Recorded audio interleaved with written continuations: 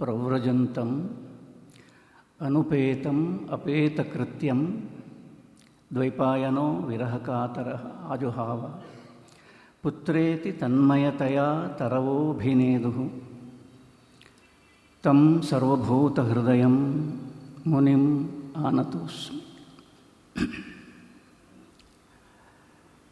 ಸಾವು ಖಚಿತವಾಗಿರುವ ಮನುಷ್ಯ ಏನು ಮಾಡಬೇಕು ಅಂತ ಪ್ರಶ್ನೆ. ಪರೀಕ್ಷಿತ ರಾಜ.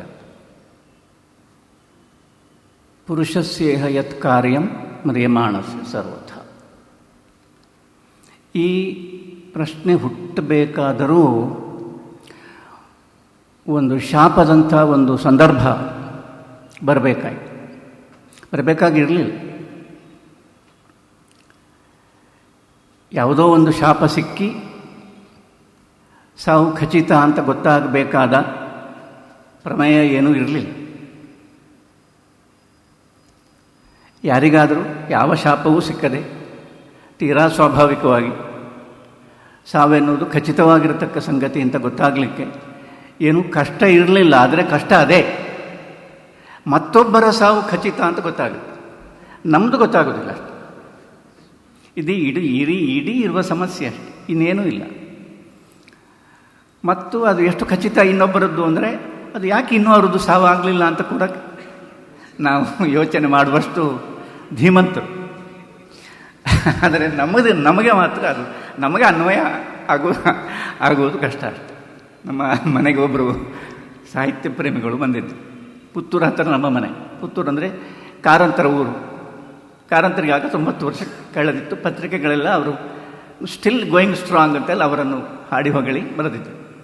ಇವರು ಬಂದು ನನ್ನ ಹತ್ರ ಮಾತಾಡುವಾಗ ಹೇಳಿದರು, ಕಾರಂತರಿಗೆ ಸಾಯುವುದು ಮರೆತೇ ಹೋಗಿದ್ದು. ನಾನು ಹೇಳಿದೆ, ನನಗೆ ಸ್ವಲ್ಪ ಕಿರಿಕಿರಿ ಆಯಿತು, ಸ್ವಲ್ಪ ರಗಳೆ ಆಯಿತು. ಏನಂದರೆ ನಾನು ಹೇಳಿದಲ್ಲ, ಅವರಿಗೆ ಮರೆಯದಿದ್ದರೂ ನಿಮಗೆ ಮರೀಲಿಲ್ಲಲ್ಲ, ನೀವು ಚಿತ್ರಗುಪ್ತನಾಗೋದಕ್ಕೆ ಯೋಗ್ಯ ವ್ಯಕ್ತಿ. ಯಮನಿಗೆ ಮರ್ತರೂ ಚಿತ್ರಗುಪ್ತನಿಗೆ ಮರೆಯುವುದಿಲ್ಲ. ನೀವು ಅವ್ರು ನೋಡಿ, ಅವ್ರಿಗೆ ಇನ್ನೂ ಏನು ಅವ್ರಿಗೆ ಇನ್ನೂ ಏನೂ ಆಗಿಲ್ಲ. ಇನ್ನೊಬ್ಬರ ಕುರಿತು ಮಾತ್ರ ನಮಗೆ ಯೋಚನೆ. ಸಾವು ಖಚಿತವಾಗಿರುವ ಮನುಷ್ಯ ಏನು ಮಾಡಬೇಕು ಅಂತ ಕೇಳಬೇಕಾದರೆ ರಾಜನಿಗೆ ಶಾಪದ ಒಂದು ಸಂದರ್ಭ ಉಂಟಾಯಿತು. ಕಥೆ ನಿಮಗೆ ಗೊತ್ತೇ ಇದೆ. ಆ ಸಂದರ್ಭ ಎಂಥದ್ದು? ವ್ಯಾಸರಿಗೆ ಇದು ಬಹಳ ಇಷ್ಟವಾಗಿರ್ತಕ್ಕ ಒಂದು ಪ್ರಮೇಯ. ಯಾವುದು? ಈ ಸಾವು ಯಾಕೆ ಇಷ್ಟು ಖಚಿತವಾಗಿರತಕ್ಕ ಒಂದೇ ಸತ್ಯ, ಅದು ನಮಗೆ ಯಾಕೆ ತಿಳಿಯುವುದಿಲ್ಲ ಎನ್ನುವುದು ಅವನಿಗೆ ಬಹಳ ಇಷ್ಟವಾಗಿರತಕ್ಕ ಒಂದು, ಅಂದರೆ ಬಿಡಿಸುವುದಕ್ಕೆ ಯೋಗ್ಯವಾದ, ಅರ್ಥ ಮಾಡಿಕೊಳ್ಳುವುದಕ್ಕೆ ಯೋಗ್ಯವಾಗಿರತಕ್ಕ ಒಂದು ಪ್ರಮೇಯ. ಅವರು ಮಹಾಭಾರತದಲ್ಲಿ ಒಂದು ಈ ಯಕ್ಷ ಪ್ರಶ್ನೆಯ ಒಂದು ಪ್ರಸಂಗ ಬರುತ್ತದೆ. ಆ ಸಂದರ್ಭ ಕೂಡ ಇದುವೇ. ದಾಹ ಆಗ್ತಾ ಇರ್ತವೆ. ಆ ಕಥೆ ನಿಮಗೆ ಗೊತ್ತೇ ಇದೆ. ಆ ದಾಹವನ್ನು ತಣಿಸುವುದಕ್ಕೋಸ್ಕರ ಒಂದು ಸರೋವರ ಕಣ್ಣೆದುರಿಗೆ ಕಂಡಾಗ ನಕುಲ, ಪಾಂಡವರಲ್ಲಿ ಮೊದಲನೇವನಾದ ನಕುಲ ಅದರ ಬಳಿಗೆ ಹೋಗ್ತಾನೆ. ಅವನಿಗೆ ದಾಹ ಆಗಿದೆ, ಬಾಯಾರಿಕಾಗಿದೆ, ಅವನಿಗೆ ನೀರು ಕುಡಿಬೇಕಾಗಿದ್ದರೆ ಅವನು ನೀರು ಇನ್ನೇನು ಕುಡಿಬೇಕು ಎನ್ನುವಂಥ ಹೊತ್ತಿನಲ್ಲಿ ಅಲ್ಲಿ ಅದೃಶ್ಯವಾಗಿರ್ತಂಥ ಒಂದು ಶಕ್ತಿ, ನಾನು ಹೇಳೋದು ಅದು ವ್ಯಾಸರು ಅಂತಲೇ, ಯಕ್ಷ ರಹಸ್ಯ ಅಂತ. ಅದೇನು ಹೇಳ್ತದೆ ಅಂದರೆ, ನಿನ್ನ ದಾಹವನ್ನು ನೀನು ತಣಿಸಿಕೊಳ್ಳುವುದಕ್ಕೆ ಏನೂ ತೊಂದರೆ ಇಲ್ಲ, ಏನೂ ಅಡ್ಡಿ ಇಲ್ಲ. ನನಗೆ ಒಂದು ದಾಹ ಇದೆ. ಅದು ಏನು ಅಂದರೆ, ನನಗೆ ಕೆಲವು ಪ್ರಶ್ನೆಗಳಿದ್ದಾವೆ. ಆ ಪ್ರಶ್ನೆಗಳಿಗೆ ನೀನು ಉತ್ತರಿಸಬೇಕು. ಪ್ರಶ್ನೆಗಳಿಗೆ ನೀನು ಉತ್ತರಿಸಿದರೆ ಆವಾಗ ನನ್ನ ಸ್ವಾಧೀನದಲ್ಲಿರ್ತಕ್ಕ ಈ ಕೆರೆಯ, ಈ ಕೊಳದ ನೀರನ್ನು ನೀನು ಕುಡಿದು ನಿನ್ನ ಬಾಯಾರಿಕೆಯನ್ನು ತಣಿಸಿಕೊಳ್ಬೋದು. ಇವನಿಗೆ ಇದು ಕೇಳ್ತದೆ, ಅರ್ಥ ಆಗ್ತದೆ. ಪ್ರಶ್ನೆಗೆ ಉತ್ತರಿಸುವ ತಾಳ್ಮೆ ಇಲ್ಲ. ಅವನಿಗೆ ದಾಹ ಹೆಚ್ಚಾಗಿದೆ. ಅವನು ನೀರು ಕುಡಿಲಿಕ್ಕೆ ಹೋಗ್ತಾನೆ, ನೀರು ಕುಡಿತಾನೆ. ನೀರು ಕುಡಿದು ಮೂರ್ಛಿತನಾಗಿ ಸತ್ತಂತೆ ಬೀಳ್ತಾನೆ. ಇವನು ಯಾಕೆ ಬರಲಿಲ್ಲ, ನಕುಲ ಯಾಕೆ ಬರಲಿಲ್ಲ ಅಂತ ಅವನನ್ನು ಹುಡುಕಿಕೊಂಡು ಅವನ ಅಣ್ಣನಾದ ಸಹದೇವ ಅಲ್ಲಿ ಹೋಗ್ತಾನೆ. ಸಹದೇವನಿಗೂ ಇದೇ ಪ್ರಶ್ನೆ ಆಗ್ತದೆ. ಅವನಿಗೆ ಇದೇ ಯಕ್ಷನ ವಾಣಿ ಕೇಳ್ತದೆ. ಯಕ್ಷನ ವಾಣಿ ಕೇಳ್ತದೆ ಮಾತ್ರ ಅಲ್ಲ, ಆ ವಾಣಿಯಲ್ಲಿರುವ ಸತ್ಯ ಏನು ಅಂತ ಕಣ್ಣೆದುರಿಗೆ ಬಿದ್ದಂಥ ನಕುಲನ ದೇಹ ಹೇಳ್ತದೆ. ನಕುಲ ಕಣ್ಣೆದುರು ಕೆಡದು ಬಿದ್ದಿದ್ದಾನೆ, ಮೂರ್ಛಿತನಾಗಿ ಬಿದ್ದಿದ್ದಾನೆ.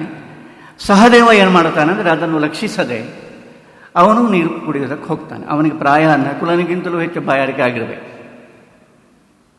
ಅವನು ಕೂಡ ಹಾಗೆ ಬೀಳ್ತಾನೆ. ಮಾದ್ರಿಯ ಇಬ್ಬರು ಮಕ್ಕಳು ಹೀಗೆ ಬಿದ್ದ ಮೇಲೆ ಆಮೇಲೆ ಅರ್ಜುನ ಬರ್ತಾನೆ. ಅವನ ಮುಂದೆ ಇಬ್ಬರು ಬಿದ್ದಿದ್ದಾರೆ, ಪ್ರತ್ಯಕ್ಷ ಸಾಕ್ಷಿಯರು. ಇಬ್ಬರು ಕೆಡದು ಬಿದ್ದಿದ್ದಾರೆ. ಇಬ್ಬರು ಬಿದ್ದರೂ ಕೂಡ ಇವನಿಗೂ ಅದೇ ರೀತಿ ಪ್ರಶ್ನೆಗಳು, ನನ್ನ ಪ್ರಶ್ನೆಗೆ ಉತ್ತರಗಳು, ಆಮೇಲೆ ನೀರು ಕುಡಿ ಅಂತ. ಇವನ ಯಕ್ಷನ ಮಾತಿಗೆ ಬೆಲೆಯೇ ಕೊಡುವುದಿಲ್ಲ, ನೀರು ಕುಡಿಲಿಕ್ಕೆ ಹೋಗ್ತಾನೆ. ಯಕ್ಷನ ಮಾತಿಗೆ ಬೆಲೆ ಕೊಡದಿದ್ದರೆ ಏನಾಗ್ತದೆ ಎನ್ನುವ ಸಾಕ್ಷಿ ಕಣ್ಣೆದುರಿಗೆ ಇದ್ದಾಗಲೂ ಕೂಡ ಅದನ್ನು ಲೆಕ್ಕಿಸದೆ ಹೋಗಿ ನೀರು ಕುಡಿತಾನೆ, ಬೀಳ್ತಾನೆ. ಭೀಮ ಬರ್ತಾನೆ. ಇವರೆಲ್ಲ ಎಷ್ಟು ಬುದ್ಧಿವಂತರು ಅಂತ. ಕಣ್ಣೆದುರಿಗೆ ಸಾಕ್ಷಿ. ವ್ಯಾಸರಿಗೆ ಇದನ್ನು ಹೇಳುವುದರಲ್ಲಿ ಯಾವ ದಾಕ್ಷಿಣ್ಯವೂ ಇಲ್ಲ. ಕಣ್ಣೆದುರಿಗೆ ಸಾಕ್ಷಿ ಇದೆ. ಸಾಕ್ಷಿ ಇದರಲ್ಲಿ ಇಡೀ ಕ್ಷಮ್ಯ ಯಾರು, ಕ್ಷಮಾರ್ಹ ಯಾರು ಅಂದರೆ ನಕುಲ ಮಾತ್ರ. ಯಾಕೆಂದರೆ ಅವನ ಮುಂದೆ ಯಾರೂ ಬಿದ್ದಿಲ್ಲ, ಬೀಳಬೇಕಾಗಿದೆ ಅಷ್ಟೇ. ಅವನು ಏನೋ ಮಾತುಗಳಿದ್ರೆ ಭ್ರಮ ಇರಲಿಕ್ಕೆ ಸಾಕು ಅಂತ ಒಂದು ವೇಳೆ ಅವನು ಆಲೋಚನೆ ಮಾಡಿದರೆ ಅದು ಕ್ಷಮ್ಯ ಅದು. ಆದರೆ ಸಹದೇವನಿಗೆ, ಅರ್ಜುನನಿಗೆ ಮತ್ತು ಭೀಮಸೇನನಿಗೆ ಕಣ್ಣೆದುರಿಗಿರುವ ಸಾಕ್ಷಿಯನ್ನು ಅವರು ಲೆಕ್ಕ ಮಾಡುವುದಿಲ್ಲ ಅಂತ ಹೇಳಿದರೆ ಬಹಳ ಆಶ್ಚರ್ಯ ಅಂತ. ಇದನ್ನು ಯಕ್ಷ ಆಮೇಲೆ ಧರ್ಮರಾಯ ಬಂದಾಗ ಅವನಲ್ಲಿ ಪ್ರಶ್ನೆ ಕೇಳೋದು. ಧರ್ಮರಾಯನಿಗೆ 4 ಜನವೂ ಬಿದ್ದಿದ್ದಾರೆ ಕಣ್ಣ ಮುಂದೆ. ಅವನು ಏನು ಪ್ರಶ್ನೆ ಅಂತ ಕೇಳ್ತಾನೆ. ಅವನಿಗೆ ಬಾಯಾರಿಕೆಗಿಂತ ವ್ಯಾಸರು ಏನು ಹೇಳ್ತಾರೆ ಅಂದರೆ, ಲೋಕದಲ್ಲಿ ಬಾಯಾರಿಕೆಯನ್ನು ಕೊಳ್ಳಬೇಕಾದದ್ದೇ. ಲೋಕವನ್ನು ನೋಡುವಾಗ ಹೇಗೆ ಕಾಣ್ತದೆ ಅಂದರೆ, ಇದು ನಮಗೆ ಬಾಯಾರಿಕೆಯನ್ನು ತಣಿಸಿಕೊಳ್ಳುವುದಕ್ಕಿರತಕ್ಕ ಜಾಗ ಅಂತಲೂ ಕಾಣ್ತದೆ, ಮತ್ತು ಹಾಗೆ ಕಾಣುವುದರಿಂದ ಬಾಯಾರಿಕೆ ಜಾಸ್ತಿಯೂ ಆಗ್ತದೆ. ಅದರ ಒಟ್ಟಿಗೆ ನಮ್ಮ ಬಾಯಾರಿಕೆಯನ್ನು ನೀಗಿಸಿಕೊಳ್ಳುವುದು ಮಾತ್ರ ಅಲ್ಲ, ಪ್ರಶ್ನೆಗೆ ಉತ್ತರಿಸುವುದು ಕೂಡ ಅಷ್ಟೇ ಮುಖ್ಯವಾದದ್ದು. ಹಾಗೆ ಧರ್ಮರಾಯ ಅನೇಕ ಪ್ರಶ್ನೆಗಳನ್ನು, ಅದೇ ಯಕ್ಷನ ಪ್ರಶ್ನೆಗಳಿಗೆ ಬಹಳ ಅಂತರಾಳದ ಉತ್ತರಗಳನ್ನು ಕೊಡ್ತಾನೆ. ಅದರಲ್ಲಿ ಒಂದು ಪ್ರಶ್ನೆ ಎಲ್ಲರಿಗೂ ಗೊತ್ತಿದೆ, ಆಶ್ಚರ್ಯ ಯಾವುದು ಅಂತ. ಕಿಮಾಶ್ಚರ್ಯಂ, ಈ ಲೋಕದಲ್ಲಿ ಯಾವುದು ಆಶ್ಚರ್ಯ ಅಂತ.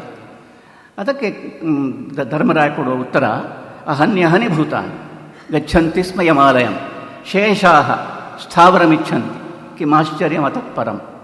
ಕಣ್ಣೆದುರಿಗೆ ಎಲ್ಲರೂ ಸತ್ತು ಬಿದ್ದಿದ್ದಾರೆ, ಬೀಳಲಿದ್ದಾರೆ ಎನ್ನುವುದು ಖಚಿತ. ಆದರೆ ಹಾಗೆ ಯಾರು ಬೀಳಲಿಲ್ಲ ಅವರಿಗೆ ನಮಗೆ ಹೀಗೆ ಆಗ್ತದೆ ಅಂತ ಯಾಕೆ ಯೋಚನೆ ಬರುವುದಿಲ್ಲ. ಶೇಷಾಹ, ಇನ್ನು ಉಳಿದವರು, ಇನ್ನೂ ಸಾಯದೇ ಇದ್ದವರು ಅಂತ. ಸ್ಥಾವರ ಮಿಚ್ಚಂತಿ, ನಾವು ಸತ್ತೇವು ಅಂತ ಆ ಯೋಚನೆ ಮಾಡುವುದೇ ತಪ್ಪು ಅಂತ. ಯಾರೇ ಆದರೂ ಒಂದು ಯೋಚನೆ ಮಾಡಿದರೆ ಸುಮ್ಮನೆ ಆದರೂ ಸಾವಿನ ವಿಚಾರದಲ್ಲಿ ಮಾತಾಡಿ ತಲೆಬಿಸಿ ಆಗ್ತದೆ. ತಲೆಬಿಸಿ ಆಗಲಿ, ತಲೆಬಿಸಿ ಆಗದೇ ಇರಲಿ, ಆಗುವುದು ಆಗ್ತದಲ್ಲ, ಹೇಗೂ ಆಗುವುದು ಆಗ್ತದಲ್ಲ. ಸತ್ಯ ಅಲ್ವ, ವಾಸ್ತವ ಅಲ್ವ, ಜೀವನದ ಒಂದೇ ವಾಸ್ತವ ಅಲ್ವ ಅದು. ನಾನು ಏನು ಹೇಳೋದಕ್ಕೆ ಹೊರಟಿದ್ದೇನೆ ಅಂದರೆ, ಧರ್ಮರಾಯ ಕೊಟ್ಟ ಉತ್ತರ ಅವನ ಕಣ್ಣ ಮುಂದಿನ ವಾಸ್ತವವನ್ನೇ ಅವನು ವರ್ಣನೆ ಮಾಡಿದ್ದು ಅಂತ.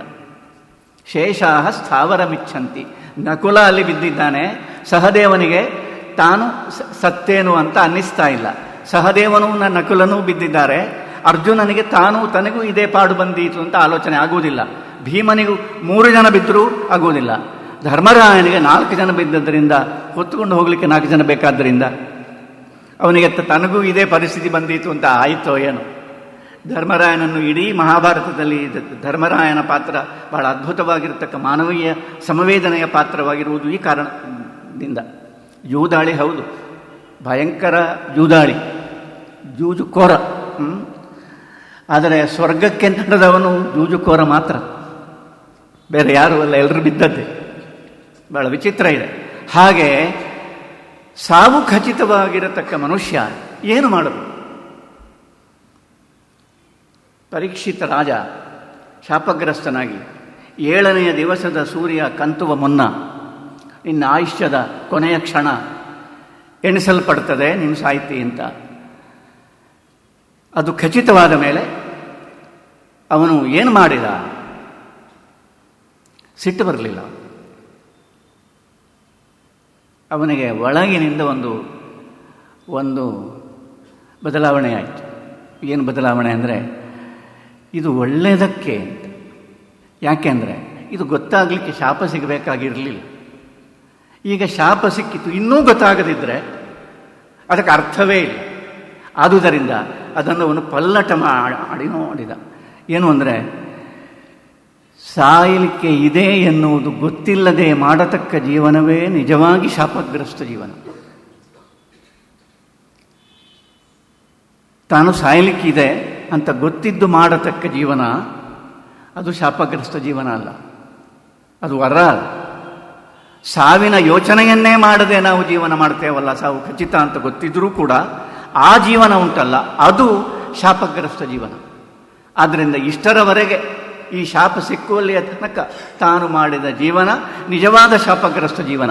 ಆದುದರಿಂದ ಈಗ ಈ ಶಾಪವನ್ನು, ಇದನ್ನು ವರವನ್ನಾಗಿ ಬದಲಾಯಿಸಬೇಕು, ಸ್ವೀಕರಿಸಬೇಕು ಅಂತ ಸಾವನ್ನು ಸ್ವೀಕರಿಸುವುದಕ್ಕೆ ಸಿದ್ಧನಾಗಿ ಏನು ಮಾಡಿದ ಅಂದರೆ, ಸಾವನ್ನು ಸ್ವೀಕರಿಸುವುದಂದರೆ ಹೇಗೆ ಅಂದರೆ, 7 ದಿವಸದ ಕಾಲ ಗಂಗಾ ನದಿಯ ತೀರದಲ್ಲಿ ಅವನು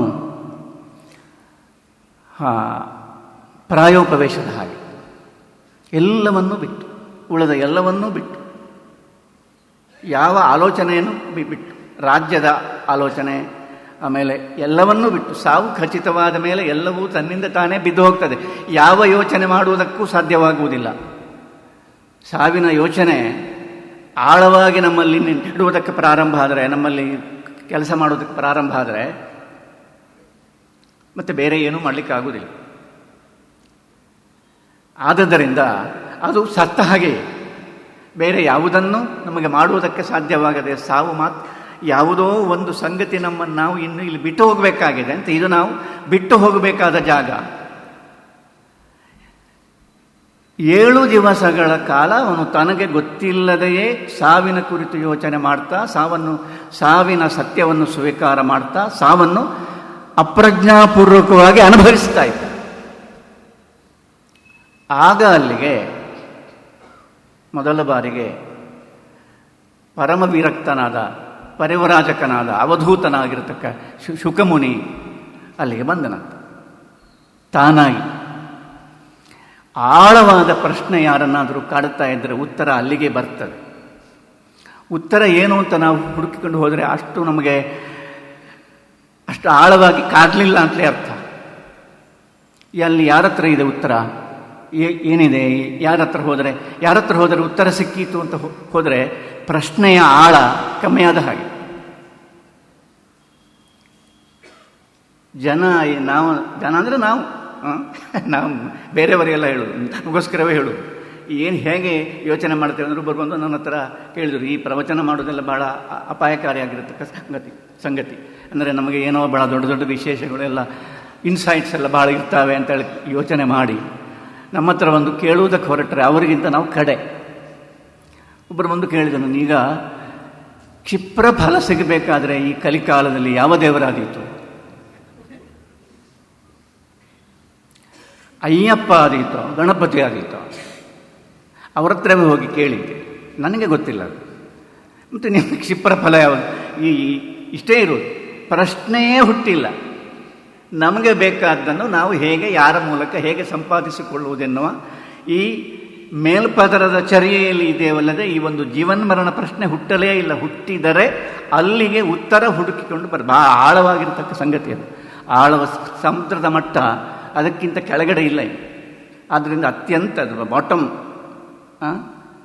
ಬಾಟಮ್ ಲೆಸ್, ಅಷ್ಟೂ ಆಳವಾಗಿ ಸಮುದ್ರ ಇದ್ದದ್ರಿಂದ ಅಲ್ಲಿಗೆ ಎಲ್ಲವೂ ಸಮುದ್ರ ಎಲ್ಲಿಗೂ ಹೋಗುವುದಿಲ್ಲ, ಹೋಗಲಿಕ್ಕೂ ಸಾಧ್ಯ ಇಲ್ಲ. ಸಮುದ್ರ ಇದ್ದಲ್ಲಿಗೆ ಅದು ಬಹಳ ಆಳವಾಗಿ ಇದ್ದದ್ರಿಂದ ಸಮುದ್ರದ ಮಟ್ಟ ಅಂದರೆ ಅದಕ್ಕಿಂತ ಕೆಳಗಿನ ಮಟ್ಟ ಇಲ್ಲ. ಅಷ್ಟು ಆಳವಾಗಿರತಕ್ಕ ಒಂದು ಪ್ರಶ್ನೆ ಆಳವಾಗಿ ನಮ್ಮನ್ನು ಕಾಡುವುದಕ್ಕೆ ಪ್ರಾರಂಭವಾದರೆ ನಮ್ಮಲ್ಲಿಯೇ ಇರತಕ್ಕ ಆಳವಾದ ಸಂಗತಿಗಳೆಲ್ಲ ಮೇಲೆ ಎದ್ದು ಬರಲಿಕ್ಕೆ ಪ್ರಾರಂಭ ಆಗುತ್ತೆ. ಅದು ಇಲ್ಲದೇ ಇದ್ದರೆ ಎಲ್ಲ ಮೇಲ್ಪದರದ ಸಮಾರಂಭ, ಇನ್ನೇನೂ ಇಲ್ಲ. ಹಾಗೆ ಶುಕಮುನಿ ಅಲ್ಲಿಗೆ ಬಂದಾಗ ಶುಕಮುನಿಗೆ ಪರೀಕ್ಷಿತ್ ರಾಜನನ್ನು ನೋಡಿ ಪರಮಾನಂದ ಆಯಿತು. ಯಾಕಾಯಿತು ಅಂದರೆ ಅವ್ರ ಹತ್ರ ಉತ್ತರ ಇತ್ತು. ಆ ಉತ್ತರವನ್ನು ಎಲ್ಲ ಸಂತೆಯಲ್ಲಿ ಹೇಳುವುದಕ್ಕೆ ಸಾಧ್ಯ ಇರಲಿ. ಆ ಉತ್ತರವನ್ನು ಹೇಳಬೇಕಾಗಿದ್ದರೆ, ಆ ಉತ್ತರ ಹೇಳಿದರೆ ಅದು ಅರ್ಥವಾಗಬೇಕಾಗಿದ್ದರೆ, ಅದು ಅನುಭವವಾಗಬೇಕಾಗಿದ್ದರೆ ಅದಕ್ಕೆ ಯೋಗ್ಯವಾಗಿರತಕ್ಕ ಪ್ರಶ್ನೆ ಹುಟ್ಟಿದವನಾಗಿರಬೇಕು. ಪ್ರಶ್ನೆ ಉತ್ತರವನ್ನು ಹುಡುಕುವುದಲ್ಲ, ಉತ್ತರವೇ ಪ್ರಶ್ನೆಯನ್ನು ಹುಡುಕುವುದು. ಇದು ಏನು ಆಶ್ಚರ್ಯ! ಭಕ್ತನು ದೇವರನ್ನು ಹುಡುಕಿಕೊಂಡು ಹೋಗಲಿಕ್ಕೆ ದೇವರ ವಿಷಯ, ದೇವರ ಅಡ್ರೆಸ್ಸು ನಮಗೆ ಗೊತ್ತುಂಟ, ದೇವರ ವಿಳಾಸ ಗೊತ್ತುಂಟು ಅಂತ ಹೇಳುವವರಿಗೆ ಸ್ವಂತ ವಿಳಾಸ ಇರಲಿಕ್ಕೆ ಕೂಡುದು ಸ್ವಾಮಿ. ಸ್ವಂತ ವಿಳಾಸ ಇದ್ದರೆ ಅಲ್ಲಿ ದೇವರ ವಿಳಾಸ ಇಲ್ಲ. ಆದ್ದರಿಂದ ದೇವರೇ ಯಾರಿಗೂ ಸ್ವಂತ ವಿಳಾಸ ಇಲ್ಲದವ ಬೀದಿಯಲ್ಲಿ ಬೀಳದೆ ದೇವರನ್ನು ಹುಡುಕಲಿಕ್ಕೆ ಸಾಧ್ಯ ಇಲ್ಲ. ಬುದ್ಧನ ಹಾಗೆ ಮನೆಯೊಳಗೆ ಕೂತು ಎಲ್ಲ ಮಾಡ್ತೇನೆ ಅಂತ ಹೇಳಿದರೆ ಮಾಡ್ಬೋದು. ದೇವರು ಮನೆಯೊಳಗೆ ಬರುವುದು ಕಷ್ಟ. ನಮ್ಮಲ್ಲಿ ಒಂದು ಗಾದೆ ಉಂಟು, ಸನ್ಯಾಸಿಗಳು ಮಾಡಿನ ಕೆಳಗೆ ಬರಲಿಕ್ಕೆ ಕೂಡುದು ಅಂತ. ಮನೆಯ ಮಾಡಿ ಗೃಹಸ್ಥರ ಮನೆಯ ಮಾಡಿನ ಕೆಳಗೆ ಬರಲಿಕ್ಕೆ ಕೂಡುದು ಅಂತ. ಏನೋ ಅದರ ಅರ್ಥ, ಬಹಳ ಗಹನವಾದ ಅರ್ಥ ಇದೆ ಅದಕ್ಕೆ. ಅಂದರೆ ಸಾಮಾನ್ಯವಾಗಿ ಸನ್ಯಾಸಿಗಳು ಮನೆಗೆ ಬರಲಿಕ್ಕೆ ಕೆಲವರು ಮನೆ ಬಿಟ್ಟವರು ಮನೆಗೆ ಯಾಕೆ ಬರ್ತಾರೆ? ನಾವು ಅವರನ್ನು ಕರೀಲಿಕ್ಕೂ ಕೂಡುದು. ಮನೆಯ ಮಾಡಿನ ಕೆಳಗೆ ಅವರು ಅಂದರೆ ಅವರಿಗೂ ಕಷ್ಟವೇ ಅಂತ ಗೃಹಸ್ಥರಿಗೂ ಕಷ್ಟವೇ. ಹಾಗಾದ್ದರಿಂದ ಅದೊಂದು ರೀತಿ ಹಾಗೆ. ಅದು ಮನೆಗೆ ಬರಲಿಕ್ಕಿಲ್ಲ ಅವರು. ನೀನು ಬಂದರೆ ಅದರ ಅರ್ಥ ಎಂತ ಗೊತ್ತುಂಟಾ? ಒಬ್ಬ ನಿಜವಾದ ಸನ್ಯಾಸಿ ಮನೆಯ ಮಾಡಿನ ಕೆಳಗೆ, ಮನೆ ಒಳಗೆ ಬರಲಿಲ್ಲ, ಮಾಡಿನ ಕೆಳಗೆ ನಿಂತು ಮನೆಯನ್ನು ನೋಡಿದ ಅಂದರೆ ಆ ಮನೆಯಿಂದ ಯಾರಾದರೂ ಒಬ್ಬ ಅವನ ಹಿಂದೆ ಹೋಗ್ತಾನಂತೆ ಅರ್ಥ. ಅದಕ್ಕೋಸ್ಕರವೇ ಬರುವುದು, ಹುಡುಕಿಕೊಂಡು ಬರುವುದು. ಇಲ್ಲಿ ನಿಜವಾದ ಪ್ರಶ್ನೆ ಯಾರಿಗೆ ಹುಟ್ಟಿದೆ ಅಂತ, ಕೃತಕವಾದಲ್ಲ, ಹುಟ್ಟಿದಂತೆ ತೋರಿಸುವುದಲ್ಲ. ನಿಜವಾದ ಪ್ರಶ್ನೆ ಹುಟ್ಟಿದರೆ ಆ ಪ್ರಶ್ನೆಯ ಕಾವು ಮುಟ್ಟುತ್ತದೆ, ಮುಟ್ಟಬೇಕಾದಲ್ಲಿ ಮುಟ್ಟುತ್ತದೆ. ನಮಗೆ ನಂಬಿಕೆ ಇಲ್ಲ ಅಷ್ಟೇ. ನಾವು ಹೋಗಿ ಹೇಳಿ ಗಲಾಟೆ ಮಾಡಿ ಏನು ಹೇಳಿದರೂ ಅವರಿಗೆ ಅರ್ಥ ಹಾಗೆ ಅಲ್ಲವೇ ಅಲ್ಲ. ಆಳವಾದ ಸಂಗತಿಗೆ ಇನ್ನೊಂದು ಆಳವಾಗಿರತಕ್ಕ ಸಂಗತಿ ಸ್ಪಂದಿಸಲಿಕ್ಕೆ ಸಿದ್ಧವಾಗಿದೆ. ಹಾಗೆ ಶುಕಮುನಿ ಬಂದವ. ಶುಕಮುನಿಯನ್ನು ಭಾಗವತಕಾರ ಅಂದರೆ ಯಾರು? ವ್ಯಾಸರೇ. ಅವರು ಹೇಳಿದ ಯಾರಲ್ಲಿ? ಸಾಕ್ಷಾತ್ ಶುಕನಲ್ಲಿ. ಶುಕ ಹೇಗಿದ್ದ?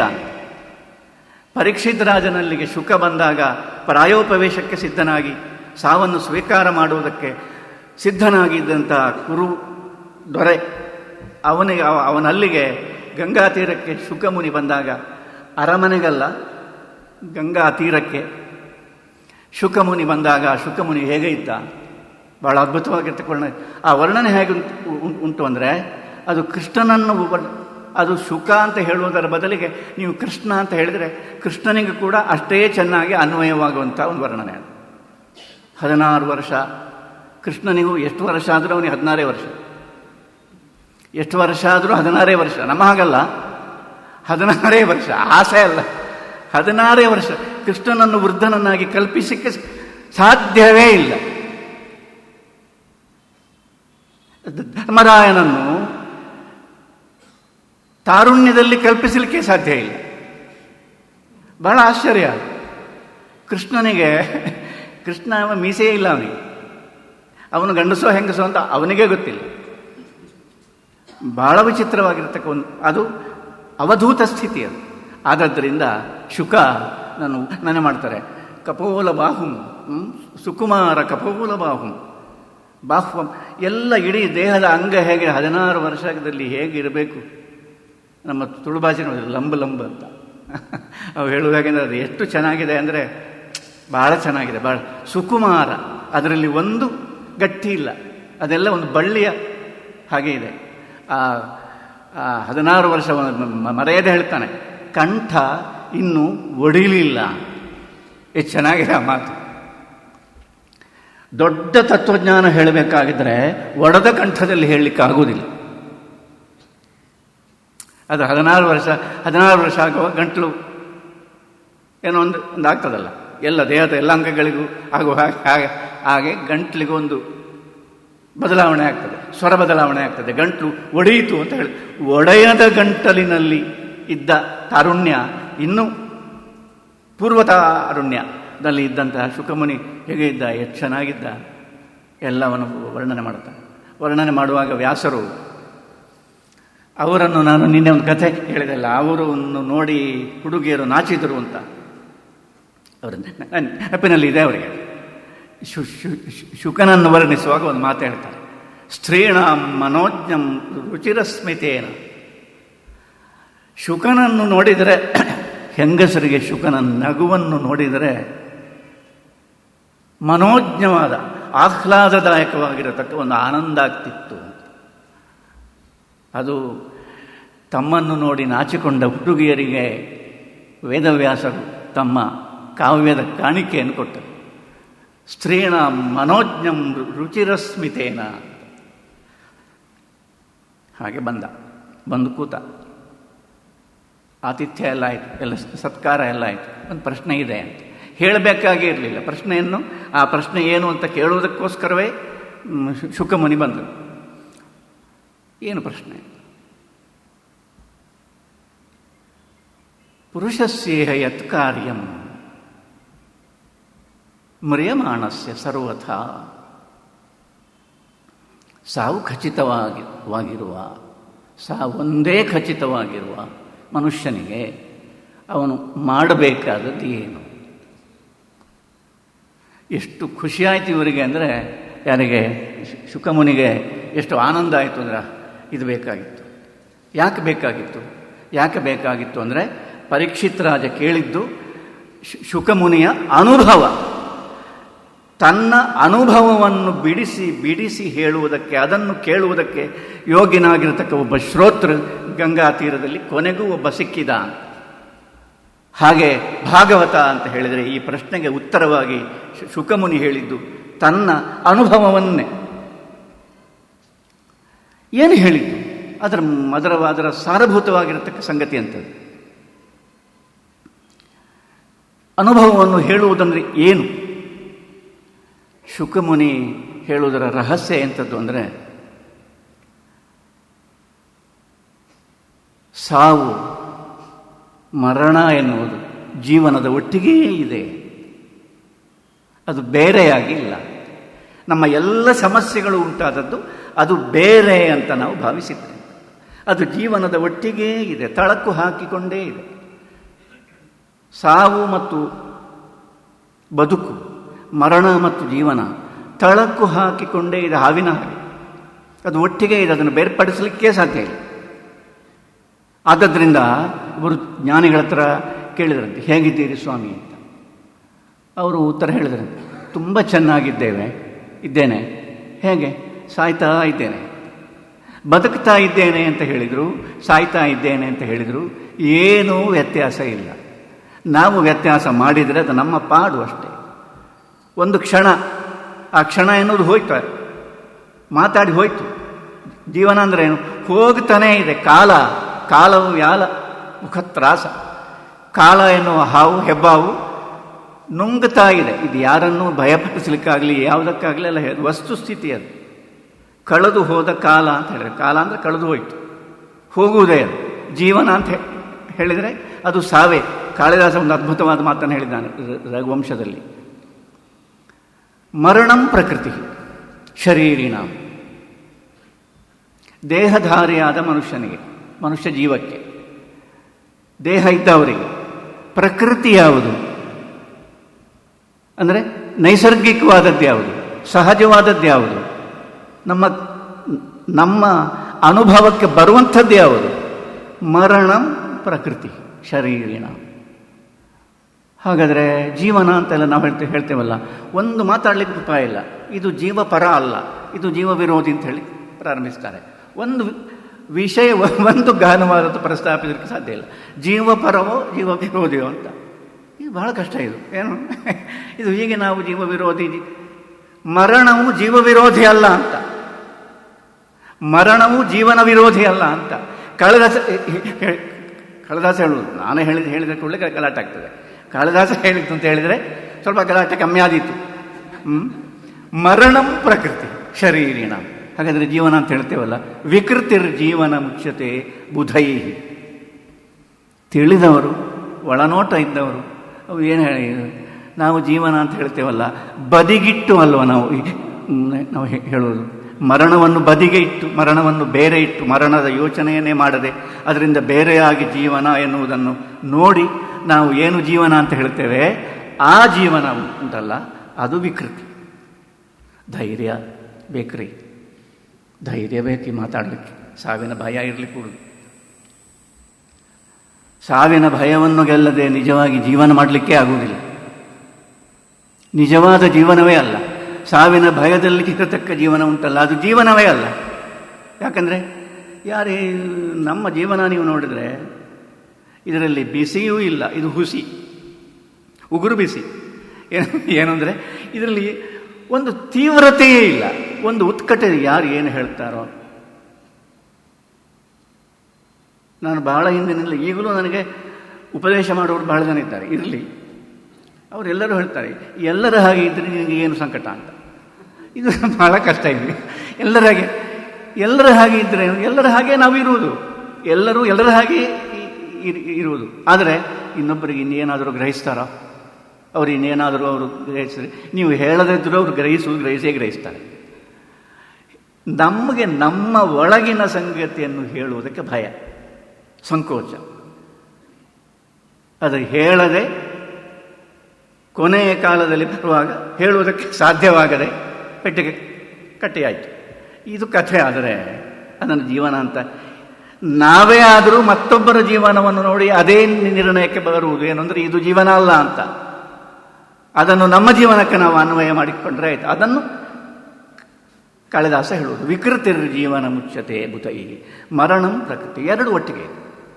ಎರಡು ಒಟ್ಟಿಗೆ ಇದೆ, ತಳಕು ಹಾಕಿದೆ. ಆದ್ದರಿಂದ ಇಷ್ಟರವರೆಗೆ ಇದು ನಿನಗೆ ಗೊತ್ತಾಗಲಿಲ್ಲ. ಇಷ್ಟರವರೆಗೆ ನೀನು ಯಾವ ಕಲ್ಪನೆಯ ಮೂಲಕ ಜೀವನ ಅಂತ ಹೇಳಿದರೆ ಏನು ಅಂತ ಒಂದು ಕಲ್ಪನೆ ಮಾಡಿದ್ದಿ, ಆ ಕಲ್ಪನೆಯ ಮೂಲಕ ನೀನು ಅರ್ಥ ಮಾಡಿಕೊಳ್ಳೋದಕ್ಕೆ ಪ್ರಯತ್ನ ಮಾಡಿದ್ದಿ. ಈಗ ಕೊನೆಯಿಂದ ಇಷ್ಟರವರೆಗೆ ಪ್ರಾರಂಭವಾದದ್ದನ್ನು ನೋಡು. ಕೊನೆಯಿಂದ ನೋಡುವ ಸಾಹಿತ್ಯ, ಮೊದಲಿನಿಂದ ನೋಡುವ ಸಾಹಿತ್ಯ ಅಲ್ಲ. ಹುಟ್ಟಿನಿಂದ ಸಾವಿನ ತನಕದ ಜೀವನವನ್ನು ಹುಟ್ಟಿನ ದೃಷ್ಟಿಕೋನದಿಂದ ನೋಡುವ ಸಾಹಿತ್ಯ ಭಾಗವತ ಅಲ್ಲ, ಮಹಾಭಾರತವೂ ಅಲ್ಲ. ಹಾಗಾದರೆ ಸಾವಿನ ದೃಷ್ಟಿಕೋನದಿಂದ, ಸಾವಿಗೆ ಒಂದು ದೃಷ್ಟಿ ಇದೆ, ಸಾವಿನ ದೃಷ್ಟಿಕೋನದಿಂದ, ಅಂತ್ಯಕಾಲದ ದೃಷ್ಟಿಕೋನದಿಂದ, ಅಂತ್ಯದ ದೃಷ್ಟಿಯಿಂದ, ಪರಿಣಾಮದ ದೃಷ್ಟಿಯಿಂದ, ಕೊನೆಯ ದೃಷ್ಟಿಯಿಂದ ಇಷ್ಟರವರೆಗೆ ನಡೆದು ಬಂದದ್ದೇನು ಎನ್ನುವುದನ್ನು ನೋಡಿದರೆ ದೃಷ್ಟಿಕೋನವೇ ದೃಷ್ಟಿಕೋನ ಬೇರೆ ಆದದ್ರಿಂದ ನಿನಗೆ ಕಾಣತಕ್ಕ ಸಂಗತಿಗಳು ಕೂಡ, ನಿನಗೆ ಅನುಭವವಾಗತಕ್ಕ ಸಂದರ್ಭಗಳು ಕೂಡ ಬೇರೆಯ ಕಾಣಕ್ಕೇ ಬೇರೆಯಾಗ್ತದೆ. ಜೀವನದ ಕಾಣಕ್ಕೆ ಬೇರೆಯಾದರೆ, ಜೀವನದ ಅರ್ಥವೇ ಬೇರೆಯಾದರೆ, ಜೀವನದ ಅನುಭವವೇ ಬೇರೆಯಾದರೆ ವ್ಯಕ್ತಿಯೇ ಬದಲಾವಣೆ ಆಗ್ತಾನೆ, ವ್ಯಕ್ತಿಯೇ ಬೇರೆ ಆಗ್ತಾನೆ. ಇಷ್ಟೇ ಇರುವುದು. ಎಲ್ಲ ಇದೆ ಇಲ್ಲಿ, ಎಲ್ಲವೂ ಇಲ್ಲಿ ಇದೆ. ಆದರೆ ದೃಷ್ಟಿಕೋನ ಮಾತ್ರ ಬದಲಾಯಿಸಬೇಕು. ಅದು ಬದಲಾಯಿಸದೆ ಇಲ್ಲಿ ಎಲ್ಲವೂ ಇದೆ ಅಂತ ಹೇಳಿದರೂ ಕೂಡ ಅರ್ಥವಾಗುವುದು. ಪಲ್ಲಟ ಮಾಡಿ ನೋಡದೆ, ಬದಲಾಯಿಸಿ ನೋಡದೆ, ಬದಲಾಯಿಸುವುದೂ ಅಲ್ಲ, ಪಲ್ಲಟ ಎನ್ನುವುದೇ ಅದಕ್ಕೆ ಸರಿಯಾದ ಪದ. ಪಲ್ಲಟ ಮಾಡಿ ನೋಡದೆ ಸತ್ಯ ಗೊತ್ತಾಗುವುದು. ಎಲ್ಲವೂ ಇಲ್ಲಿ ಇದೆ. ಇಹ ಉಪನಿಷತ್ತಿನಲ್ಲಿ ಒಂದು ಬಹಳ ಅದ್ಭುತವಾಗಿರತಕ್ಕ ಮಾತು, ಇಹ ಛೇದವೇದೀತ್ ಅಥ ಸತ್ಯಮಸ್ತು ನೋ ಚೇದಿಹ ವೇದೀತ್ ಮಹತೀ ವಿನಷ್ಟಿ. ಇಲ್ಲಿ ಸತ್ಯ ಗೊತ್ತಾದರೆ, ಇಹ ಎನ್ನುವುದಕ್ಕೆ ಒತ್ತು, ಇಹ ಛೇದವೇದೀತ್ ಅಥ ಸತ್ಯಮಸ್ತು. ಇಲ್ಲಿ ಅಂದರೆ ಈಗ ನಾವು ಮಾಡ್ತಾ ಇರತಕ್ಕ ಬದುಕಿನಲ್ಲಿ, ಇಲ್ಲಿ ಎಲ್ಲ ಈ ಗೊಂದಲದ ಮಧ್ಯದಲ್ಲಿ ಸತ್ಯ ಇಲ್ಲಿ ಗೊತ್ತಾದರೆ, ಇಹ ಛೇದ ಅವೇದೀತ್, ಇಲ್ಲಿ ನಿನಗೆ ಸತ್ಯ ಗೊತ್ತಾದರೆ ಆಗ ಅದು ಸತ್ಯ ಅಂತ ಹೇಳು. ಅಥ ಸತ್ಯಮಸ್ತಿ, ಇಲ್ಲಿ ನಿನಗೆ ಸತ್ಯ ಗೊತ್ತಾದರೆ ಅದು ಸತ್ಯ ಅಂತ ಕರೆಸಿಕೊಳ್ಳುವುದಕ್ಕೆ ಯೋಗ್ಯವಾಗಿದೆ. ನೋ ಚೇತ್, ಹಾಗಲ್ಲದೇ ಇದ್ದರೆ ದೊಡ್ಡ ಲಾಸ್ ಆಯಿತು. ಮಹತೀ ವಿನಷ್ಟಿ. ಇಷ್ಟು ಅದ್ಭುತವಾಗಿರತಕ್ಕ ಜೀವನ ಸಿಕ್ಕಿ ಸತ್ಯವನ್ನೇ ತಿಳಿಯುವುದಕ್ಕೆ ಯೋಗ್ಯವಾಗಿರತಕ್ಕ ಒಂದು ಸಂದರ್ಭ ನಮಗೆ ಗೊತ್ತಿಲ್ಲದೆ ಸಿಕ್ಕಿ, ಗೊತ್ತಾಗ್ತಿದ್ರೆ ಬರ್ತನೇ ಇರಲಿಲ್ವೋ ಏನೋ, ಗೊತ್ತಾಗದೆ ನಮಗೆ ಸಿಕ್ಕಿ ಇಲ್ಲಿ ಒಂದು ಸತ್ಯವನ್ನು ಹುಡುಕಲಿಕ್ಕೆ ಸಾಧ್ಯ ಇದೆ ಅಂತ ಗೊತ್ತಾಗಿ, ಸತ್ಯ ನಿನಗೆ ಇಲ್ಲಿ ಗೊತ್ತಾದರೆ ಇಷ್ಟೆಲ್ಲ ಸಮಸ್ಯೆಗಳ ಮಧ್ಯೆ, ಸುಳ್ಳಿನ ಮಧ್ಯೆ ಇರುವುದು ಸತ್ಯ. ಆದ್ದರಿಂದ ಸತ್ಯ ಸೇಫ್ ಆಗಿದೆ, ಯಾರೂ ಅದರ ತಂಟೆಗೆ ಹೋಗುವುದಿಲ್ಲ. ಅದೇನೆಂದರೆ ಅದು ಸತ್ಯಂ ನಿಹಿತಂ ಗುಹಾಯಾಮ್. ಎಲ್ಲಿ ನೋಡಿದರೂ ಹೇಳುವ ಮಾತೇನೆಂದರೆ ಇಲ್ಲಿ ಒಂದು ಅಡಗಿದೆ ಅಂತ, ಒಂದು ಬಹಳ ಅಮೂಲ್ಯವಾಗಿ ವೈಟಲ್ ಬಹಳ ಅಮೂಲ್ಯವಾಗಿರ್ತಕ್ಕ ಒಂದು ಸಂಗತಿ. ಅದು ಸಿಗದೇ ಇದ್ದರೆ ಜೀವನದ ಅರ್ಥವೇ ಸಿಗದಂತೆ, ಅದು ಸಿಕ್ಕಿದರೆ ಜೀವನದ ಅರ್ಥವೇ ಸಿಕ್ಕಿದಂತೆ. ಅಂಥ ಒಂದು ಅತ್ಯಮೂಲ್ಯವಾಗಿರತಕ್ಕ ಸಂಗತಿ ಇಲ್ಲಿ ಅಡಗಿದೆ. ಆದ್ದರಿಂದ ಇಲ್ಲಿ ಸಿಗಬೇಕು. ಏನಾಗಿದೆ? ಪಲ್ಲಟ ಮಾಡಿ ನೋಡಬೇಕು. ಇಲ್ಲಿ ದ್ವಂದ್ವ ಇದೆ, ಪ್ರತಿಯೊಬ್ಬರಿಗೂ ಒಂದು ದ್ವಂದ್ವ ಇದೆ. ಕೃಷ್ಣ ಹೇಳ್ತಾನೆ ಭಗವದ್ಗೀತೆ, ಏನು ಹೇಳ್ತಾನೆ ಅಂದರೆ ಏನು ಮಾಡಬೇಕು ಅಂತ. ಇಲ್ಲಿ ಕಿಂ ಕರ್ಮ ಕಿಂ ಅಕರ್ಮೇತಿ ಕವಯೋಪ್ಯತ್ರ ಮೋಹಿತಾ. ದೊಡ್ಡ ಜ್ಞಾನಿಗಳು ಕೂಡ ಏನು ಮಾಡಬೇಕು ಏನು ಮಾಡಬಾರದು ಎನ್ನುವುದರ ವಿಷಯದಲ್ಲಿ ಸರಿಯಾದ ತಿಳುವಳಿಕೆ ಪಡೆದವರಾಗಿಲ್ಲ. ಕಷ್ಟ ಇದೆ ಅದು ಅಂತ. ಏನು ಮಾಡಬೇಕು ಏನು ಮಾಡಬಾರದು ಅಂತ ನಮಗೆ ಗೊತ್ತಾದರೆ ಆಯಿತು, ಮಾಡಬೇಕಾಗಿಲ್ಲ. ಗೊತ್ತಾದರೆ ಆಯಿತು. ಗೊತ್ತಾಗದೇ ಇದ್ದರೆ ಏನು ಮಾಡಿದರೂ ವ್ಯರ್ಥ. ಪ್ರತಿಯೊಂದು ಕರ್ಮಕ್ಕೂ ಕೂಡ 3 ರೀತಿಯ ಫಲ ಇದೆ. ಒಂದು ತದ್ರೂಪವಾದ ಫಲ, ಒಂದು ತದ್ವಿಪರೀತವಾಗಿರ್ತಕ್ಕ ಫಲ, ಅದಕ್ಕಿಂತ ಬೇರೆ ಆಗಿರ್ತಕ್ಕ ವಿರುದ್ಧವಾದ, ಮತ್ತೆ ಒಂದು ಅನ್ಯ ಫಲ. ಬಹಳ ಒಳ್ಳೆಯದು ಅಂತ ನಾವು ಮಾಡ್ತೇವೆ. ನಾವು ಒಳ್ಳೆಯದು ಅಂತ ತಿಳಿದು ನಾವು ಮಾಡುವುದು, ಒಳ್ಳೆಯದೇ ಆಗ್ತದೋ ಇಲ್ವೋ ಅಂತ ಗೊತ್ತಿಲ್ಲ. ಮಕ್ಕಳಿಗೆ ಅಂತ, ಮನೆಯ ಮಕ್ಕಳಿಗೆ ಅಂತ ದುಡ್ಡು ಸಂಗ್ರಹ ಮಾಡಿ ಇಡುವುದು. ಎಲ್ಲರದ್ದು ಮಾಡಿದೆ, ಮಕ್ಕಳಿಗೆ ಬೇಕಲ್ಲ, ಮನೆಯವರಿಗೆ ಬೇಕಲ್ಲ, ಇನ್ನೊಂದು ಬೇಕಲ್ಲ ಅಂತ ಅವ್ರ ಹತ್ರ ಕೇಳಿ ಅಲ್ಲ, ನಾವೇ ಮಾಡಿಡುವುದು. ಮಾಡಿಟ್ರೆ ಒಳ್ಳೆಯದಲ್ವ, ನಮ್ಮ ಕರ್ತವ್ಯ ನಾವು ಮಾಡಿದ್ದೇವೆ ಅಂತ. ಇದು ಕರ್ತವ್ಯ ಹೌದೋ ಅಲ್ಲವೋ? ಹೀಗೆ ಮಾಡಿ ಇಟ್ಟದ್ರಿಂದ ಒಬ್ಬನಿಗೆ ಜೀವನ ಮಾಡುವುದಕ್ಕೆ ಬೇಕಾಗಿರತಕ್ಕ ಸಾಮರ್ಥ್ಯವನ್ನೇ ನಾವು ಕಸಿದುಕೊಂಡಂತೆ ಅಂತ ಗೊತ್ತಾಗುವಾಗ ಬೆಳಗಾಗಿರ್ತದೆ ಅಷ್ಟೇ, ಇನ್ನೇನಿಲ್ಲ. ಆಗುವುದು ಹೀಗೆ, ಮಾಡುವುದು ಒಳ್ಳೆಯದಕ್ಕಲ್ಲ, ಭಾಳ ಒಳ್ಳೆಯದಕ್ಕೆ. ಹಾಗಂತ ಹೇಳಿ ನಿನ್ನ ಜೀವನ ನೀನು ಮಾಡಿಕೊ ಅಂತ ಅವನನ್ನು ಬಿಟ್ಟರೆ ಅದರಿಂದಲೂ ಒಳ್ಳೆಯದಾಗ್ತದೋ ಇಲ್ಲವೋ ಅಂತ ಹೇಳುವುದಕ್ಕೆ ಸಾಧ್ಯ. ಆದರೆ ಆಯಿತು, ಯಾವುದು ಒಳ್ಳೆಯದು ಯಾವುದು ಕೆಟ್ಟದ್ದು ಎನ್ನುವುದನ್ನು ಅರ್ಥ ಮಾಡಿಕೊಳ್ಳುವುದೇ ಬಹಳ ಕ್ಲಿಷ್ಟವಾಗಿರತಕ್ಕ ಸಂಗತಿ. ಹೀಗೆ ಇದ್ದಾಗ ಪ್ರತಿಯೊಂದು ಕರ್ಮಕ್ಕೂ ಈ ರೀತಿಯ ಫಲ ವೈಪರೀತ್ಯಗಳು ಇದ್ದಾಗ ಕಿಂ ಕರ್ಮ, ಯಾವುದು ಮಾಡಬೇಕಾದ್ದು ಯಾವುದು ಮಾಡಬಾರದ್ದು ಅಂತ ದೊಡ್ಡ ಜ್ಞಾನಿಗಳು ಅಂತೆ ಮತ್ತೊಬ್ಬರಿಗೆ ಹೇಳಲಿಕ್ಕೆ ಎಲ್ರಿಗೂ ಗೊತ್ತಿರ್ತದೆ. ಇನ್ನೊಬ್ಬರಿಗೆ ಹೇಳಲಿಕ್ಕೆ ಪರೋಪದೇಶ ಪಾಂಡಿತ್ಯ ಅಂತ, ಇನ್ನೊಬ್ಬರಿಗೆ ಹೇಳಲಿಕ್ಕೆ ಅದ್ಭುತವಾದ ವಿಶ್ಲೇಷಣೆ, ಅದೇನು ಕೂದಲು ಸೀಳುವ ತರ್ಕ ಎಲ್ಲ ಬಳಸಿ ಗೊಂದಲ ಆಗಬೇಕು, ಅಷ್ಟು ಮಾಡಿಬಿಡ್ತಾರೆ. ಆದರೆ ಅವರಿಗೆ ಗೊತ್ತಿರುವುದಿಲ್ಲ ಏನು ಮಾಡಬೇಕು ಏನು ಮಾಡಬಾರ್ದು ಅಂತ. ಅವನಿಗೆ ಗೊತ್ತಾದರೆ ಆಯಿತು, ಅವನನ್ನು ನೋಡಿದರೆ ಸಾಕು, ನಮಗೂ ಸ್ವಲ್ಪ ಗೊತ್ತಾಗಲಿಕ್ಕೆ ಸಾಕು, ಕೇಳಿ ಅಲ್ಲ. ಆದ್ದರಿಂದ ದ್ವಂದ್ವ ಇದೆ ಅಂತ. ಸುಖ ದುಃಖ ಎನ್ನುವುದು ದ್ವಂದ್ವ. ಸುಖ ಯಾವುದು ದುಃಖ ಯಾವುದು ಅಂತಲೇ ಗೊತ್ತಿಲ್ಲ, ಬಹಳ ಮೂಲಭೂತವಾಗಿರತಕ್ಕ ಸಂಗತಿ. ಭಾಗವತದಲ್ಲಿ ಸೃಷ್ಟಿ ಪ್ರಕ್ರಿಯೆಯನ್ನು ಬಹಳ ವಿಸ್ತಾರವಾಗಿ ವರ್ಣಿಸಿದ್ದಾರೆ. ಈ ಸೃಷ್ಟಿಯನ್ನು ವರ್ಣಿಸುವಾಗ ಮನುಷ್ಯನನ್ನು ಸೃಷ್ಟಿ ಮಾಡಿದ ದೇವರು 7-8 ಬಗೆಯ ಸೃಷ್ಟಿ ಮಾಡಿದ ಮೇಲೆ ನವವಿಧ ಸೃಷ್ಟಿಯಲ್ಲಿ ಕೊನೆಯದಾಗಿ ಮನುಷ್ಯನನ್ನು ಸೃಷ್ಟಿ ಮಾಡಿದ ಅಂತ ಬರ್ತದೆ. ಆಮೇಲೆ ಸೃಷ್ಟಿ ಮಾಡಿದಂತಹ ಮನುಷ್ಯನಿಗೆ ಲಕ್ಷಣ ಏನು ಅಂತ ಕೇಳಿದರೆ ಅದಕ್ಕೆ ಅವರು ಹೇಳು ಬಹಳ ಸುಲಭ ಇದೆ. ಅಜೋಧಿಕಾ ರಾಜಸಗುಣ, ರೋಗುಣ ಇವರಲ್ಲಿ ಜಾಸ್ತಿ. ಏನದರ ಅರ್ಥ? ಸುಮ್ಮನೆ ಇರಲಿಕ್ಕೆ ಸಾಧ್ಯ ಇಲ್ಲ ಅಂತ ಅಷ್ಟೇ. ಅಜೋಗುಣ ಅಂದರೆ ಏನು ಅಂದರೆ ಸುಮ್ಮನೆ ಇರಲಿಕ್ಕೆ ಸಾಧ್ಯ ಇಲ್ಲ, ಏನಾದರೂ ಮಾಡುತ್ತಿರು ತಮ್ಮ. ಸುಮ್ಮನೆ ಕೂತರೆ, ಸುಮ್ಮನೆ ಇದ್ದರೆ ನೀವು ಯಾಕ್ರಿ ಸುಮ್ಮನೆ ಕೂತಿದ್ದೀರಿ ಅಂತ ಎಲ್ಲರೂ ಆಕ್ಷೇಪಿಸುವುದು. ಕೆಲವರು ಬುದ್ಧಿವಂತರು ಮಾತ್ರ ಅವರು ಸುಮ್ಮನೆ ಇರುವುದೇ ಒಳ್ಳೆಯದು ಅಂತ ಹೇಳ್ತಾರಲ್ಲದೆ, ಅವರು ಎಲ್ಲಿಯಾದರೂ ಮಾಡುವುದಕ್ಕೆ ಹೊರಟ್ರೆ ಇನ್ನು ಒಂದಕ್ಕೊಂದೂವರೆ ಮಾಡಿ ಹಾಕ್ತಾರೆ. ಅವರು ಸುಮ್ಮನೆ ಇರುವುದೇ ಒಳ್ಳೆಯದು ಅಂತ ಲೋಕಾನುಭವದ ಮೇಲಿಂದ ಒಂದು ಹೇಳ್ತಾರಲ್ಲದೆ, ಮತ್ತೆ ಎಲ್ಲರೂ ಹೇಳುವುದು ನೀವು ಏನಾದರೂ ಮಾಡ್ರಿ, ಅದರಲ್ಲಿ ಕೂಡ ಇಂಥದ್ದು ಮಾಡಿ ಅಂತ ಯಾರು ಸ್ಪೆಸಿಫಿಕ್ ಆಗಿ ಹೇಳುವುದಿಲ್ಲ, ಏನಾದರೂ ಮಾಡಿ ಅಂತ.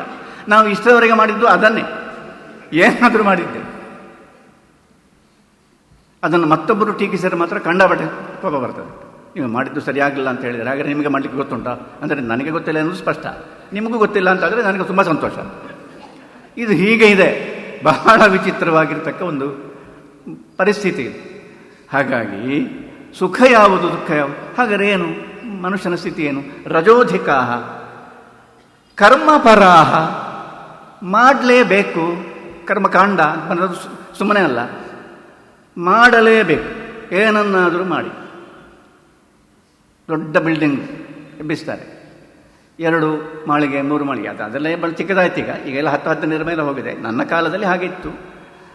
ಆದರೆ ಅದರ ಮೇಲೆ ಏನು ಅಂತ ಹೇಳಿದರೆ, ನೇರವಾಗಿ ಕಬ್ಬಿಣದ ಸರಳುಗಳು ಇದೆ ಮೇಲೆ. ನಾನು ಕೇಳಿದೆ, ಇದು ಮೇಲೆ ಕಟ್ಟಿ ಆಯ್ತಲ್ಲ, ಅದೇ ಯಾಕೆ ಹಾಗೆ ಇಟ್ಟಿದ್ದೀರಿ? ಅಲ್ಲ, ಇನ್ನೂ ಕಟ್ಟಬೇಕಾಗಿದ್ರೆ ಇರಲಿ, ಯಾವುದು ಅದು ಗಟ್ಟಿ ಇರಲಿ, ಅದು ಅಲ್ಲಿ ಇರಲಿ ಅಂತಂದರೆ ಇವರ ಉದ್ದೇಶ ಇನ್ನೂ ಕಟ್ಟಿಯಾಗಲಿಲ್ಲ. ಇನ್ನೂ ಕಟ್ಟಿಯಾಗಲಿಲ್ಲ, ಅದು ಕಟ್ಟಿಯಾಗಲಿಕ್ಕೂ ಇಲ್ಲ. ಅದು ಕಟ್ತಾ ಇರು, ಅದು ಕುಸಿದು ಬೀಳುವಲ್ಲಿಯವರೆಗೂ ಕಟ್ಟು. ಇದು ಬಹಳ ವಿಚಿತ್ರ.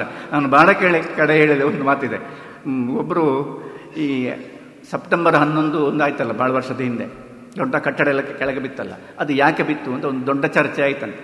ಬಹಳ ದೊಡ್ಡ ಚರ್ಚೆ ಆಗೋ, ಯಾಕೆ, ಏನು ಮಾಡಿದ್ರು ಭಯೋತ್ಪಾದಕರು, ಅದು ಇದೆಲ್ಲ. ಅದಕ್ಕೆ ಒಬ್ಬರು ಒಂದು ಎಲ್ಲರೂ ಒಪ್ಪತಕ್ಕಂಥ ಒಂದು ಉತ್ತರವನ್ನು ಹೇಳಿದ್ರಂತೆ. ಅವನು ಯಾಕೆ ಬಾಂಬ್ ಹಾಕಿ ಆ ಕಟ್ಟಡವನ್ನು ಕೆಳಗೆ ಬೀಳಿಸಿದ ಅಂತ ನಾನು ಹೇಳ್ತೇನೆ. ಏನು, ನೀವು ಕಟ್ಟಿದ್ರಿಂದ, ಇನ್ನೇನು ಇಲ್ಲ. ನೀವು ಕಟ್ಟದೇ ಇರ್ತಿದ್ರೆ ಈ ರಗಳೇ ಇರಲಿಲ್ಲ. ಕಟ್ಟಿದ್ರಲ್ಲ, ನೀವು ಕಟ್ಟಿದ ಕ್ಷಣದಲ್ಲಿ ಅದನ್ನು ಕೆಡಹುವ ಕ್ಷಣ ಒಟ್ಟಿಗೆ ಸೇರಿದೆ, ಒಟ್ಟಿಗೆ ಇದೆ. ನೀವು ಕಲ್ಲು ಹಾಕಿದ್ರಲ್ಲ, ಶಿಲಾನ್ಯಾಸ, ಆಗಲೇ ಅದು ಇದು ಕೆಡವು ಬೀಳುವ ಕ್ಷಣವೂ ಆಗಿದೆ. ಕಟ್ಟುವುದರ ಒಟ್ಟಿಗೆ ಕೆಡಹುವುದು ಗೊತ್ತಿಲ್ಲದೆ ಸೇರಿದೆ. ಆ ಗೊತ್ತಿಲ್ಲದೆ ಸೇರಿದ್ದು ನಮಗೆ ಗೊತ್ತಾದರೆ ನಾವು ಜ್ಞಾನಿಗಳಾಗ್ತೇವೆ.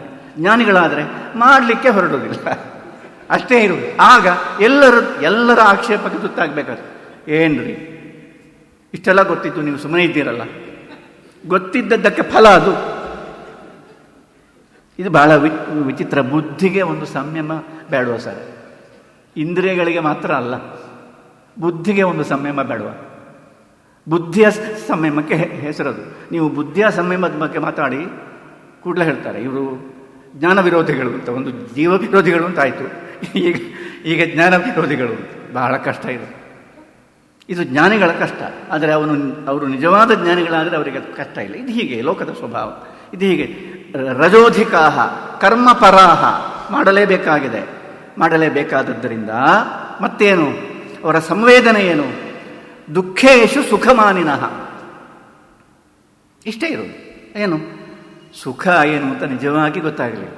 ಗೊತ್ತಾಗದೇ ಇದ್ದದ್ರಿಂದ, ಗೊತ್ತಾಗಲಿಲ್ಲ ಅಂತ ಕೂಡ ಗೊತ್ತಾಗಲಿಲ್ಲ, ಗೊತ್ತಾಗದೇ ಇದ್ದದ್ರಿಂದ ದುಃಖವನ್ನೇ ಸುಖವೆಂದು ಸಮರ್ಥಿಸಿ ಬಾಯಿ ಬಡಿದು ಯಾರು ಮಾತಾಡದೆ ಮಾಡಿಬಿಡ್ತಾರೆ. ಹೌದೌದು, ಅವ್ರಿಗೆ ಸುಖವೇ ಅಂತ. ದುಃಖೇಶು ಸುಖಮಾನಿನಃ, ದುಃಖವನ್ನು ಸುಖವೆಂದು ತಿಳಿದುಕೊಂಡವರು ರಜೋಧಿಕ, ಇದು ಮನುಷ್ಯರು. ಅದರಿಂದ ಭಾಗವತ ಮನುಷ್ಯ ಮಾತ್ರದವರು ಓದುವುದು ಕಷ್ಟ. ರಜೋಧಿಕ ಕರ್ಮಪರ, ಏನು ಟೀಕೆ. ಆಮೇಲೆ ಇದೆ, ಮನುಷ್ಯರನ್ನು ಸೃಷ್ಟಿ ಮಾಡಿದ ಮೇಲೆ ಪಿಶಾಚಿಗಳನ್ನು ಸೃಷ್ಟಿ ಮಾಡಿದ ಅಂತ ಇದೆ ಅದರಲ್ಲಿ. ನನ್ನ ಪ್ರಕಾರ ಬೇಕಿರಲಿಲ್ಲ, ಅಗತ್ಯವೇ ಇರಲಿಲ್ಲ. ಎಲ್ಲ ಇದರಲ್ಲಿ ಆಗ್ತಿತ್ತು, ಎಲ್ಲ ಬರ್ತಿತ್ತು ಇದರಲ್ಲಿ.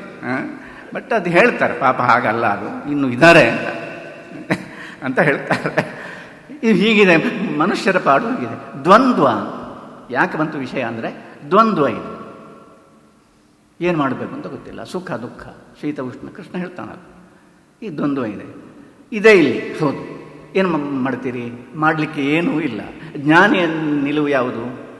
ಜ್ಞಾನಿಯ ನಿಲುವು ಯಾವುದು ಅಂದರೆ, ಇಲ್ಲಿ ಇರಬೇಕು, ಇಲ್ಲದಿರಬೇಕು. ಇಲ್ಲಿ ಒಂದು ವೇಳೆ ದ್ವಂದ್ವ ಇಲ್ಲದೆ ಇರ್ತಿದ್ರೆ ಜ್ಞಾನಿಗೆ ಈ ನಿಲುವನ್ನು ಪಡೆಯುವುದಕ್ಕೆ ಸಾಧ್ಯವಿರ್ತಿರಲಿಲ್ಲ. ದ್ವಂದ್ವವೇ ಸುಖ ದುಃಖ, ಒಳ್ಳೆಯದು ಕೆಟ್ಟದ್ದು, ಕರ್ಮ ಮಾಡಬೇಕೋ ಬೇಡವೋ ಎನ್ನುವಂಥ ಈ ದ್ವಂದ್ವ ಉಂಟಲ್ಲ, ಏನು ಮಾಡಬೇಕು ಅಂತ ಗೊತ್ತಿಲ್ಲ.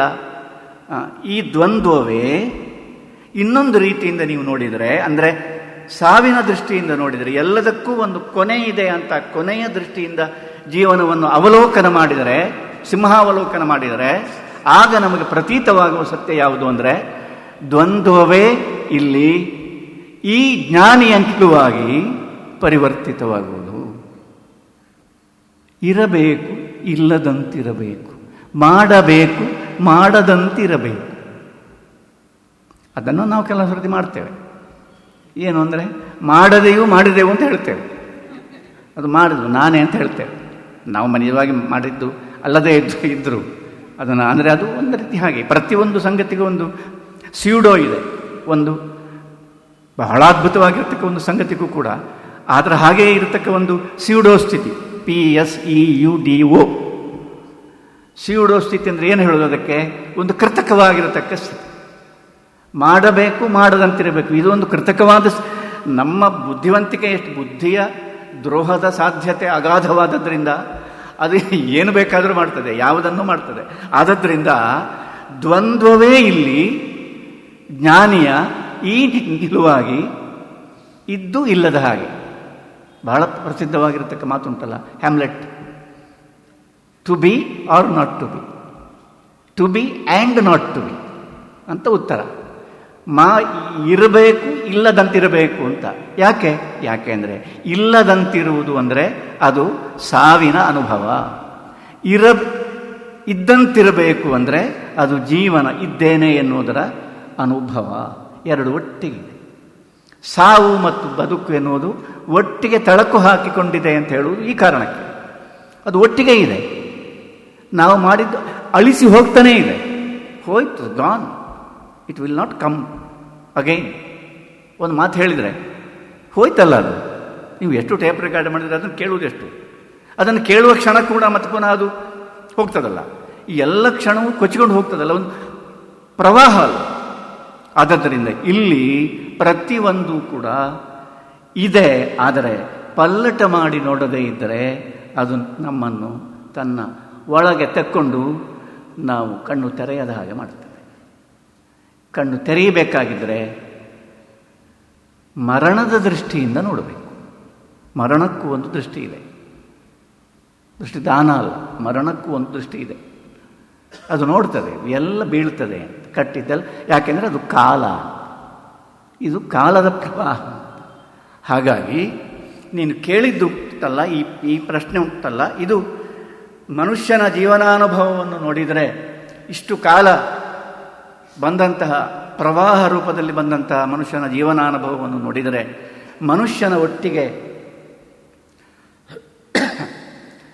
ಇನ್ನೊಬ್ಬ ಇದ್ದಾನೆ, ಅದು ಗೊತ್ತಾಗ್ತದೆ. ಸಾವಿನ ದೃಷ್ಟಿಯಿಂದ ನೋಡಿದರೆ ನಾನು ಇದ್ದೇನೆ ಎನ್ನುವ, ನಾನು ಎನ್ನುವ ಸಂಗತಿಯ ಮೇಲೆ ಒತ್ತು ಹಾಕಿ ನಾನು ಇದ್ದೇನೆ ಎನ್ನುವ ನಮ್ಮ ಅರ್ಥದ ಜೀವನದ ದೃಷ್ಟಿಯಿಂದ ನೋಡಿದರೆ ಗೊತ್ತಾಗದೇ ಇದ್ದ ಸಂಗತಿ, ಸಾವಿನ ದೃಷ್ಟಿಯಿಂದ ನಾನು ಇಲ್ಲ ಎನ್ನುವ ದೃಷ್ಟಿಯಿಂದ ನೋಡಿದರೆ ನಾನು ಒಂದು ದಿವಸ ಇಲ್ಲಿ ಇಲ್ಲದಾಗುತ್ತೇನೆ ಎನ್ನುವ ದೃಷ್ಟಿಯಿಂದ ಜೀವನವನ್ನು ನಿನಗೆ ನೋಡುವುದಕ್ಕೆ ಸಾಧ್ಯ ಆದರೆ, ಅದಷ್ಟು ಕಷ್ಟ ಇಲ್ಲ, ಅದನ್ನು ನಾವೇ ಕಷ್ಟ ಮಾಡಿಕೊಂಡಿದ್ದೇವೆ. ನೋಡಲಿಕ್ಕೆ ಸಾಧ್ಯ ಆದರೆ ಇಷ್ಟರವರೆಗೆ ನಾನು ಮಾಡಿದ ಜೀವನ ಕೂಡ ನನ್ನ ಒಟ್ಟಿಗೆ ಮತ್ತೊಬ್ಬ ಇದ್ದ ಅಂತ, ನನ್ನ ಒಟ್ಟಿಗೆ ಮತ್ತೊಬ್ಬ ಇದ್ದ. ಜೀವನದ ಒಟ್ಟಿಗೆ ಮರಣ ಇದ್ದ ಹಾಗೆ, ಜೀವನ ಒಟ್ಟಿಗೆ, ಜೀವ ನೊಟಟ್ಕಮ 2 ಅಕ್ಷರ, ಜೀವದ ಒಟ್ಟಿಗೆ, ಜೀವನ ಒಟ್ಟಿಗೆ ದೇವ ಇದ್ದ ಅಂತ. ಹೇಗೆ ಇದ್ದ ಸ್ವಾಮಿ? ಅವನು ಇದ್ದದ್ದೇ ಗೊತ್ತಿರಲಿಲ್ಲಲ್ಲ. ಅರೇ, ಅವನು ಇದ್ದದ್ದೇ ಹಾಗೆ, ಅವನು ಇದ್ದದ್ದು ಯಾರಿಗೂ ಗೊತ್ತಾಗದ ಹಾಗೆ ಇದ್ದ. ಅದಕ್ಕಿಂತ ದೊಡ್ಡ ಕಲೆಯೇ ಇಲ್ಲ. ಪ್ರೆಸೆನ್ಸ್ ಅನ್ನು ಫೀಲ್ ಮಾಡುವುದು ದೊಡ್ಡ ವಿಷಯವೇ ಇಲ್ಲ, ಕಂಡುಬಿಟ್ರೆ ಕಾಣ್ತಾರೆ. ಆಬ್ಸೆನ್ಸ್ ಅನ್ನು ಫೀಲ್ ಮಾಡುವುದು ಕಲೆ, ಫೀಲಿಂಗ್ ದ ಅಬ್ಸೆನ್ಸ್. ಪ್ರೆಸೆನ್ಸ್ ಅಲ್ಲ, ಇಲ್ಲಿ ಯಾರು ಬರಲಿಲ್ಲ ಅಂತ ನೋಡುವುದು. ಅವರು ಇಲ್ಲಿ ಇದ್ದರೆ ಚೆನ್ನಾಗಿತ್ತು, ಅದು ಸಂವೇದನೆ. ಅಂದರೆ ಗುಂಡಪ್ಪನವರು ಈಗ ಇದ್ದರೆ ಚೆನ್ನಾಗಿತ್ತು, ಇದ್ದರೆ ಚೆನ್ನಾಗಿತ್ತು ಅಂತ ಕಾಣ್ತದಲ್ಲ, ಅದೇನು ದ ಫೀಲಿಂಗ್ ದ ಅಬ್ಸೆನ್ಸ್. ದೇವರು ಇಟ್ಟಿರುವುದು ಹಾಗೆ, ತೋರಿಸುವುದೇ ಇಲ್ಲ ಇದ್ದೇನೆ ಅಂತ. ನೀವು ಇಲ್ಲ ಅಂತ ಹೇಳಿ, ದೇವರೇ ಇಲ್ಲ ಅಂತ ಹೇಳಿ, ಓಕೆ, ಏನು ಬೇಕಾದರೂ ಹೇಳಿ, ಏನು ಬೇಕಾದರೂ ಹೇಳಿ, ಏನು ಬೇಕಾದರೂ ಹೇಳುವ ಸ್ವಾತಂತ್ರ್ಯ ಇದೆ. ಇಲ್ಲದೇ ಇದ್ದದ್ರಿಂದ ನೀವು ಏನು ಬೇಕಾದರೂ ಹೇಳಿದರೂ ಅದನ್ನು ಅವನು ಕೇಳ್ತಾನೆ. ಏನು ಹೇಳಬೇಕು ಅಂತ ಇದ್ದದ್ದನ್ನು ಕೂಡ ಕೇಳ್ತಾನೆ, ಹೇಳಿದ್ದನ್ನು ಮಾತ್ರ ಅಲ್ಲ, ಏನು ಹೇಳಬೇಕು ಅಂತ ಇದೆ ಅದನ್ನು ಕೂಡ ಕೇಳ್ತಾನೆ. ಸೊ ಇಷ್ಟು ಹೀಗೆ ಇದ್ದದ್ರಿಂದ ಅವನು ಇದ್ದದ್ದು ನನಗೆ ಗೊತ್ತಾಗಲಿಲ್ಲ ಎನ್ನುವುದು ಬಹಳ ದೊಡ್ಡ ರಿವಿಲೇಷನ್. ಅದು ಬಹಳ ದೊಡ್ಡ ಒಂದು ಅದೇ ಸಾಕ್ಷಾತ್ಕಾರ. ನೀನು ಇದ್ದದ್ದೇ ಗೊತ್ತಾಗಲಿಲ್ವಲ್ಲ. ಆಗ ಅಷ್ಟರವರೆಗೆ ನಮ್ಮಲ್ಲಿ ನಮಗೆ ಗೊತ್ತಿಲ್ಲದೆ ನಮ್ಮಲ್ಲಿ ಇದ್ದ ಪ್ರೀತಿಯ ಒಂದು ಕಾರಂಜಿ, ಪ್ರೀತಿಯ ಒಂದು ಬುಗ್ಗೆ ಉಂಟಲ್ಲ, ಅದು ಚಿಮ್ಮುಲಕ್ಕೆ ಪ್ರಾರಂಭ ಆಗ್ತದೆ. ಇಷ್ಟರವರೆಗೆ ನೀನು ಇದ್ದದ್ದೇ ನನಗೆ ಗೊತ್ತಿಲ್ಲ, ಆದರೂ ಕೂಡ ತಾನು ಇದ್ದೇನೆ ಎನ್ನುವ ಒಂದು ಸೂಕ್ಷ್ಮವಾದ ಸನ್ನೆಯನ್ನು ಕೂಡ ಮಾಡದೆ ಅಸಾಧ್ಯ. ಶಾಸ್ತ್ರಗಳಲ್ಲಿ ಒಂದು ಮಾತಿದೆ, ದೇವತೆಗಳ ಲಕ್ಷಣ ಎಂಥದ್ದು ಅಂತ. ಗೊತ್ತಾಯ್ತಲ್ಲ, ಮನುಷ್ಯರ ಲಕ್ಷಣವೇ ನಮಗೆ ಸರಿ ಅರ್ಥ ಆಗುವುದಿಲ್ಲ. ದೇವತೆಗಳ ಲಕ್ಷಣ ಏನು ಅಂದರೆ ಬಹಳ ಚೆನ್ನಾಗಿ ಹೇಳ್ತಾರೆ. ಪರೋಕ್ಷ ಪ್ರಿಯ ಇವ ಹಿ ದೇವಾ ಪ್ರತ್ಯಕ್ಷ ದ್ವಿಷ. ಅವರೇನು? ಅವರು ಹಿಂದೆ ನಿಲ್ಲುವುದಕ್ಕೆ ಒಲವಿರುವವರು, ಹಿಂದೆ ನಿಲ್ಲುವುದೇ ಅವರಿಗೆ ಪ್ರೀತಿ. ನೀವು ಹೋಗಿ ಮುಂದೆ ಮಾಡಿ ಮಾಡಿ ಮಾಡಿ ಅಂತ. ಪರೋಕ್ಷ ಪ್ರಿಯ, ಪ್ರತ್ಯಕ್ಷ ಮುಂದೆ ಬಂದಿದ್ದರೆ ಮುಂದೆ ಬರಲಿಕ್ಕೆ ಅವರಿಗೆ ಇಂಟ್ರೆಸ್ಟೇ ಇಲ್ಲ, ಅವರಿಗೆ ಆಸಕ್ತಿಯೇ ಇಲ್ಲ, ಮುಂದೆ ಬರಲಿಕ್ಕೆ ಆಸಕ್ತಿ ಇಲ್ಲ. ಇದು ಮನುಷ್ಯರಿಗಿಂತ ಪೂರ್ತಿ ಭಿನ್ನವಾಗಿರತಕ್ಕಂಥ ಒಂದು ಸಂಗತಿ. ಹೇಗೆ ಮನುಷ್ಯರು ಹೇಗೆ? ಪ್ರತ್ಯಕ್ಷ ಪ್ರಿಯ ಪರೋಕ್ಷ ದ್ವಿಷ. ಮನುಷ್ಯರಿಗೆ ಪತ್ರಿಕೆಯಲ್ಲಿ ಬಂತ ಫೋಟೋ ಉಂಟಾ? ನಾನು ಯಾವಾಗಲೂ ಹೇಳುವ ಒಂದು ಮಾತಿದೆ, ಒಂದು ಕಥೆ ಇದೆ. ನಮ್ಮಲ್ಲಿ ಒಬ್ಬರು ವೆಂಕಟರಾಜ ಪುಣಚಿತ್ತಾಯರು ಅಂತಿದ್ದರು. ಅವರು ತುಳು ಭಾಷೆಯ ಈ ದೊಡ್ಡ ಸಂಶೋಧಕ. ಅವರು ಹಳೆಯ ಕಾಲದ ತುಳು ಭಾಷೆಯ ನುಡಿಕಟ್ಟುಗಳೆಲ್ಲ ಹೇಗೆ ಇತ್ತು ಎನ್ನುವುದನ್ನು ತಿಳಿಯುವುದಕ್ಕೋಸ್ಕರ ಒಬ್ಬರ ಹತ್ರ ಹೋಗ್ತಾಯಿದ್ರು. ಅವರ ಹೆಸರು ಪಕ್ಕರು ಅಂತ. 100 ವರ್ಷ ಅವರಿಗೆ ಕಳೆದಿದೆ, ಅದು ಅವರಿಗೆ ಗೊತ್ತೇ ಇಲ್ಲ. ತನಗೆ 100 ವರ್ಷ ಆಗಿದೆ ಅಂತ ಅವರಿಗೆ ನಾಗರಿಕರಿಗೆ ಹೇಳಬೇಕಾದ ಅಗತ್ಯವೂ ಇಲ್ಲ. ಜೋಯಿಸರಿಗಂತೂ ಅವರಿಗೆ ಅವಶ್ಯಕತೆಯೇ ಇಲ್ಲ. 100 ವರ್ಷ ಅಂತೂ ಅವರಿಗಾಗಿದೆ. ಅವರಿಗೆ ಹಳೆಯ ಕಾಲದ ತುಳು ಭಾಷೆಯ ಅಪಾರವಾಗಿರ್ತಕ್ಕ ಜ್ಞಾನ. ಅವ್ರ ಹತ್ರ ಹೋಗಿ ಇವರು ಮಾತಾಡ್ತಾ ಇದ್ರು. ಯಾರು? ನಮ್ಮ ವೆಂಕಟರಾಜ ಪುಣಚಿತ್ತಾಯರು. ಮಾಡುವಾಗ ಇವರಿಗೆ ಬಹಳ ಆಶ್ಚರ್ಯ ಆಯಿತು. ಬಹಳ ಅದ್ಭುತವಾಗಿರತಕ್ಕ ಜ್ಞಾನ, ಅದು ಜ್ಞಾನ ಅಂತ ಗೊತ್ತಿಲ್ಲದೇ ಇದ್ದ ಜ್ಞಾನ, ಅದರ ಜೀವನ ಅನುಭವ. ಅದನ್ನು ಅವರು ಹೇಳ್ತಾ ಇದ್ರು. ಇವರಿಗೆ ಆನಂದ ತುಂದಿಲ್ಲದಾದರು ಪುಣಚಿತ್ತಾಯರು. ಇವರು ಏನು ಮಾಡಿದ್ರು, ಒಂದು ದಿವಸ ಇವರ ವಿಚಾರ ಒಂದು ಫೀಚರ್ ಮಾಧ್ಯಮದಲ್ಲಿ ಯಾವುದೋ ಒಂದು ಪತ್ರಿಕೆಯಲ್ಲಿ ಮಾಡಬೇಕು ಅಂತ ಒಂದು ಕ್ಯಾಮರಾ ತಗೊಂಡು ಹೋಗಿ ಫೋಟೋ. ಅವನು 100 ವರ್ಷದ ವೃದ್ಧ, ಆರೋಗ್ಯ ಚೆನ್ನಾಗಿತ್ತು, ಚಕ್ಕಲಿ ಕೊಟ್ಟರೆ ಇಂತಾಯಿತು, ಅಷ್ಟು ಚೆನ್ನಾಗಿತ್ತು. ಇವ್ರ ಹತ್ರ ಚಕ್ಕಲಿ ಕೇಳ್ತಾ ಇದ್ರು, ತಗೊಂಡು ಬಂದಿದ್ದೀರಾ ಅಂತ. ಅವರು ಗೋಡೆಗೆ ಅವರಿಗೆ ಕಾಲು ಉದ್ದ ನೀಡಿ ಕೂತ್ಕೊಂಡಿದ್ರು. ಇವರೇನು ಮಾಡಿದ್ರು ಅಂದರೆ ಒಳ್ಳೆಯ ಪೋಸ್ ಇದು ಅಂತ ಇವರ ಕ್ಯಾಮರಾದಲ್ಲಿ ಮಾಡಿ ಫ್ಲ್ಯಾಶ್ ಆಯಿತು, ಜಿಗ್ ಆಯಿತು. ಅವರು ಕೇಳಿದರು, ಅವನ ಹೆಸರು ಪಕ್ಕರು ಅಂತ ಕೇಳಿದ್ರು. ಅದೆಂತ ನೀವು ಮಾಡಿದ್ದು? ಜಿಗ್ಗಾಯ್ತಲ್ಲ, ಅದು ಪಟ ಬರ್ತದೆ, ನಿಮ್ಮದು ಪಟ ಬರ್ತದೆ. ಅದೆಂಥದ್ದು ಪಟ? ಅದು ನಿಮ್ಮ ಹಾಗೇ ಒಂದು ಪಟ ಬರ್ತದೆ. ಅದನ್ನು ನೀವೆಂತ ಮಾಡ್ತೀವಿ? ಅದನ್ನೆಲ್ಲ ಪೇಪರಿಗೆಲ್ಲ ಹಾಕ್ಲಿಕ್ಕೆ ಉಂಟು. ಆಗ ಒಂದು ಮಾತಾಡಿ, ನಾನೇ ಇದ್ದೇನಲ್ಲ, ನನ್ನ ಪಟ ಯಾಕೆ? ಏನ್ರಿ ಈ ಮಾತುಂಟಲ್ಲ, ಇದು ಅದ್ಭುತ. ಯಾಕೆ ಅಂದರೆ ನಮ್ಮ ಪರಿಸ್ಥಿತಿ ಹೇಗೆ ಉಂಟು ಅಂದರೆ, ನನ್ನ ಪಟ ಬಾರದಿದ್ದರೆ ನಾನಿದ್ದು ಏನು ಬಾಲ. ನಮ್ಮ ಕತೆ ಹೇಗೆ ಉಂಟು ಅಂದರೆ, ಪತ್ರಿಕೆಯಲ್ಲಿ ಎಲ್ಲ ಇದೆ, ಫೋಟೋ ಹಾಕಲಿಲ್ಲ. ಅವ್ರಿಗೆ ಇದಾಗಿತ್ತು. ನನ್ನ ಸ್ನೇಹಿತರು ಪಂಡಿತರಿದ್ದಾರೆ, ಮೊದಲನೆಯ ಪ್ರಿಂಟಿನಲ್ಲಿ ನನ್ನ ಫೋಟೋ ಇದೆ. ಯಾವುದು? ಸಂಪಿಗೆ ಭಾಗವತದಲ್ಲಿ. ಈ 2ನೇದರಲ್ಲಿ ಫೋಟೋ ಇಲ್ಲ. ನಾನು ಕೇಳಲಿಲ್ಲ, ಅವರು ಹೇಳಿದರು ನಮ್ಮಲ್ಲಿ ಆ ಪದ್ಧತಿ ಇಲ್ಲ ಅಂತ. ಭಾಳ ನನಗೆ ಇದು ನೆನಪಾಯ್ತು. ಯಾರದು? ನಾನೇ ಇರುವಾಗ ನನ್ನ ಪಟ ಯಾಕೆ ಅಂತ. ಸೊ ಅವರಿಗೆ ಪುಣಚಿತ್ತಾರ ಮತ್ತು ನನ್ನ ಹತ್ರ ಹೇಳ್ತಾರೆ, ಯಾವ ಮಾತುಗಳಲ್ಲಿಯೂ ನನಗೆ ಅವರನ್ನು ನಿಮ್ಮ ಪಟ ಒಂದು ಬೇಕು ಅಂತ ಅವರನ್ನು ಒಂದು ಒಪ್ಪಿಸಲಿಕ್ಕೆ ಸಾಧ್ಯ ಆಗಲಿಲ್ಲ. ಎಷ್ಟು ಇಷ್ಟ ಆಯಿತು ಆ ಮಾತು ಅಂದರೆ, ಅರ್ಥವೇ ಇರುವುದಿಲ್ಲ ಅವರಿಗೆ. The whole person himself is there. ನೀನು ಅವರ ಫೋಟೋ ತಗೊಂಡು ಅದನ್ನು ಸಂಭ್ರಮಿಸುವುದು ಅಂದರೆ ಭಯಂಕರ ಆಶ್ಚರ್ಯ ಅಂತ. ಇದೇನು ಅಂತ. ಆಮೇಲೆ ಏನೋ ಆಯಿತು. ಪ್ರತಿ ವಾರ ಅವರಲ್ಲಿ ಹೋಗ್ತಿದ್ರು.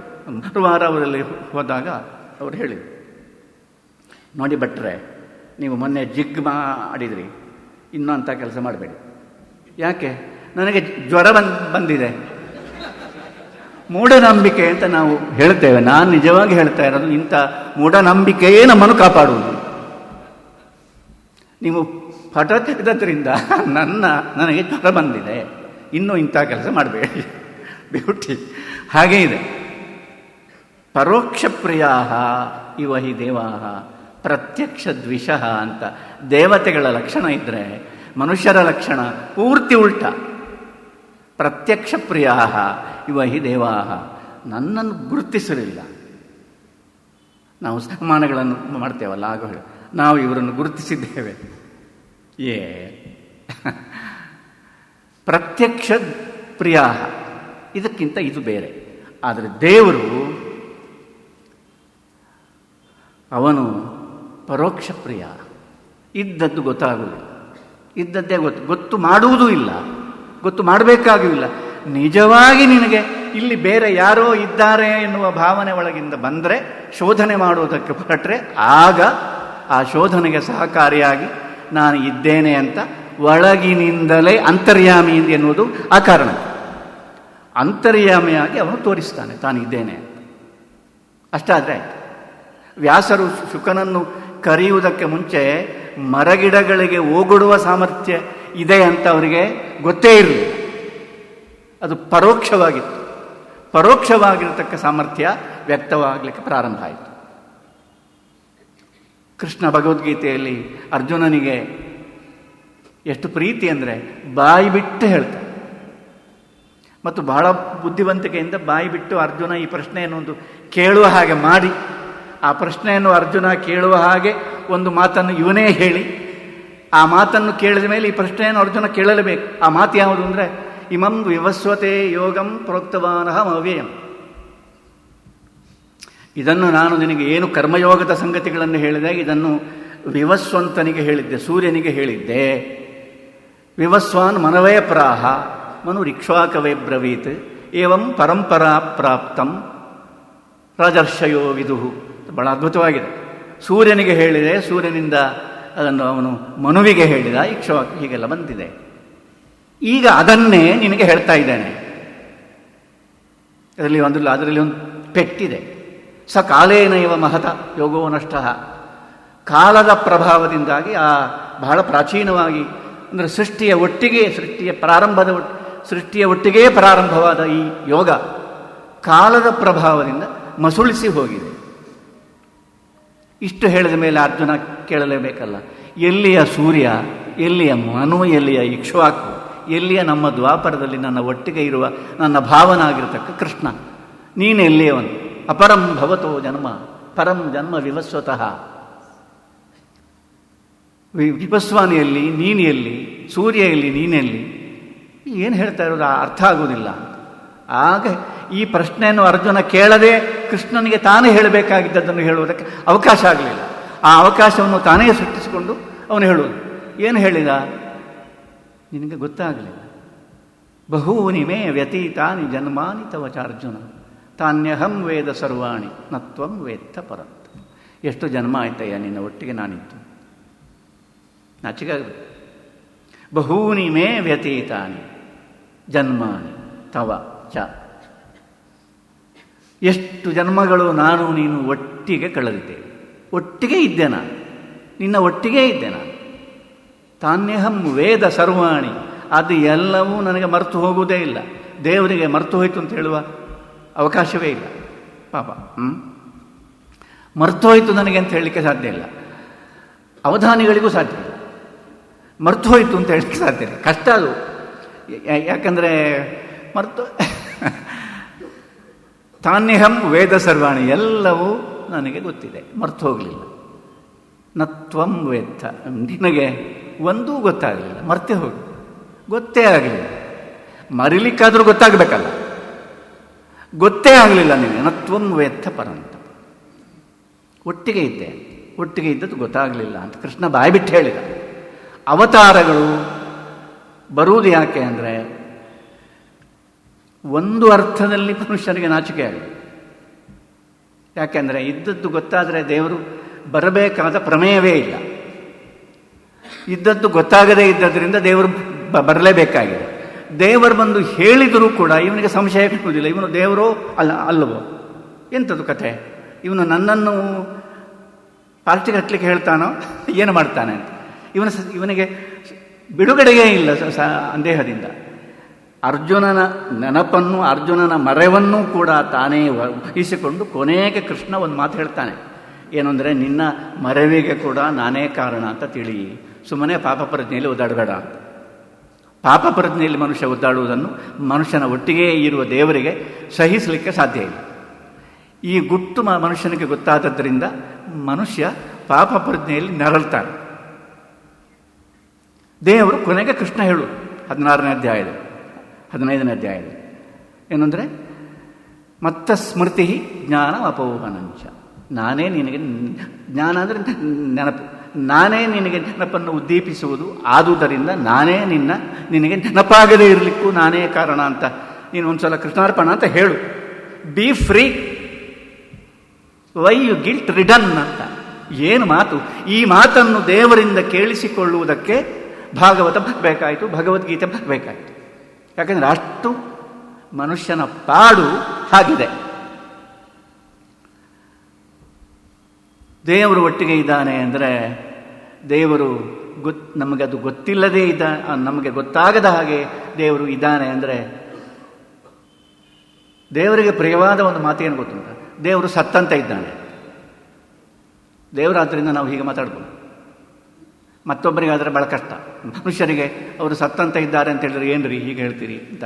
ದೇವರಿಗೆ ಖಂಡಿತ ಹೇಳ್ಬೋದು, ದೇವರು ಸತ್ತಂತ ಇದ್ದಾನೆ ಅಂದರೆ. ದೇವರು ಕೃಷ್ಣ ಒಂದು ಮಾತು ಹೇಳಿದ್ದಾನೆ, ಏನು ಅಂದರೆ, ಅಂತಕಾಲೇ ಚ ಮಾಮೇವ ಸ್ಮರನ್ ಮುಕ್ತ ಕಲೈವರಂ. ಕೊನೆಯ ಕ್ಷಣ ಉಂಟಲ್ಲ, ಕೊನೆಯ ಕ್ಷಣ, ಅಂತಕಾಲ, ಅಂತ್ಯಕಾಲ, ಬಿಟ್ಟು ಹೋಗುವ ಕಾಲ, ಎಲ್ಲರೂ ನಿರೀಕ್ಷೆ ಮಾಡ್ತಾ ಇದ್ದ ಕಾಲ. ಆ ಕಾರಣದಿಂದಲಾದರೂ ನೀನು ಅದು ಒಂದೇ ನಾವು ಮಾಡುವ ಜನೋಪಯೋಗಿ ಆದ ಕೆಲಸ, ಜನರಿಗೆ ಬೇಕಾದ ಕೆಲಸ, ಜನರು ನಿರೀಕ್ಷೆ ಮಾಡಿದ್ದನ್ನು ನಾವು ಮಾಡುವುದು. ಆಗ ನಿನಗೆ ನನ್ನ ನೆನಪಾದರೆ, ಅಂತಕಾಲೇಚ ಮಾವೇವ ಸ್ಮರನ್ ಮುಕ್ತ ಕಲೇವರಂ. ಆಗ ನೀನು ದೇಹ ಬಿಟ್ಟರೆ ಸಯಾತಿ ಮದ್ಭಾವ, ನನ್ನ ಗುಟ್ಟು ನಿನಗೆ ಗೊತ್ತಾಗ್ತದೆ. ಆ ಮಾತಿಗೆ ಅರ್ಥ ಸಯಾತಿ ಮದ್ಭಾವ, ನನ್ನ ಗುಟ್ಟು ನಿನಗೆ ಗೊತ್ತಾಗ್ತದೆ. ಸಾಯದೆ ಗೊತ್ತಾಗುವುದು.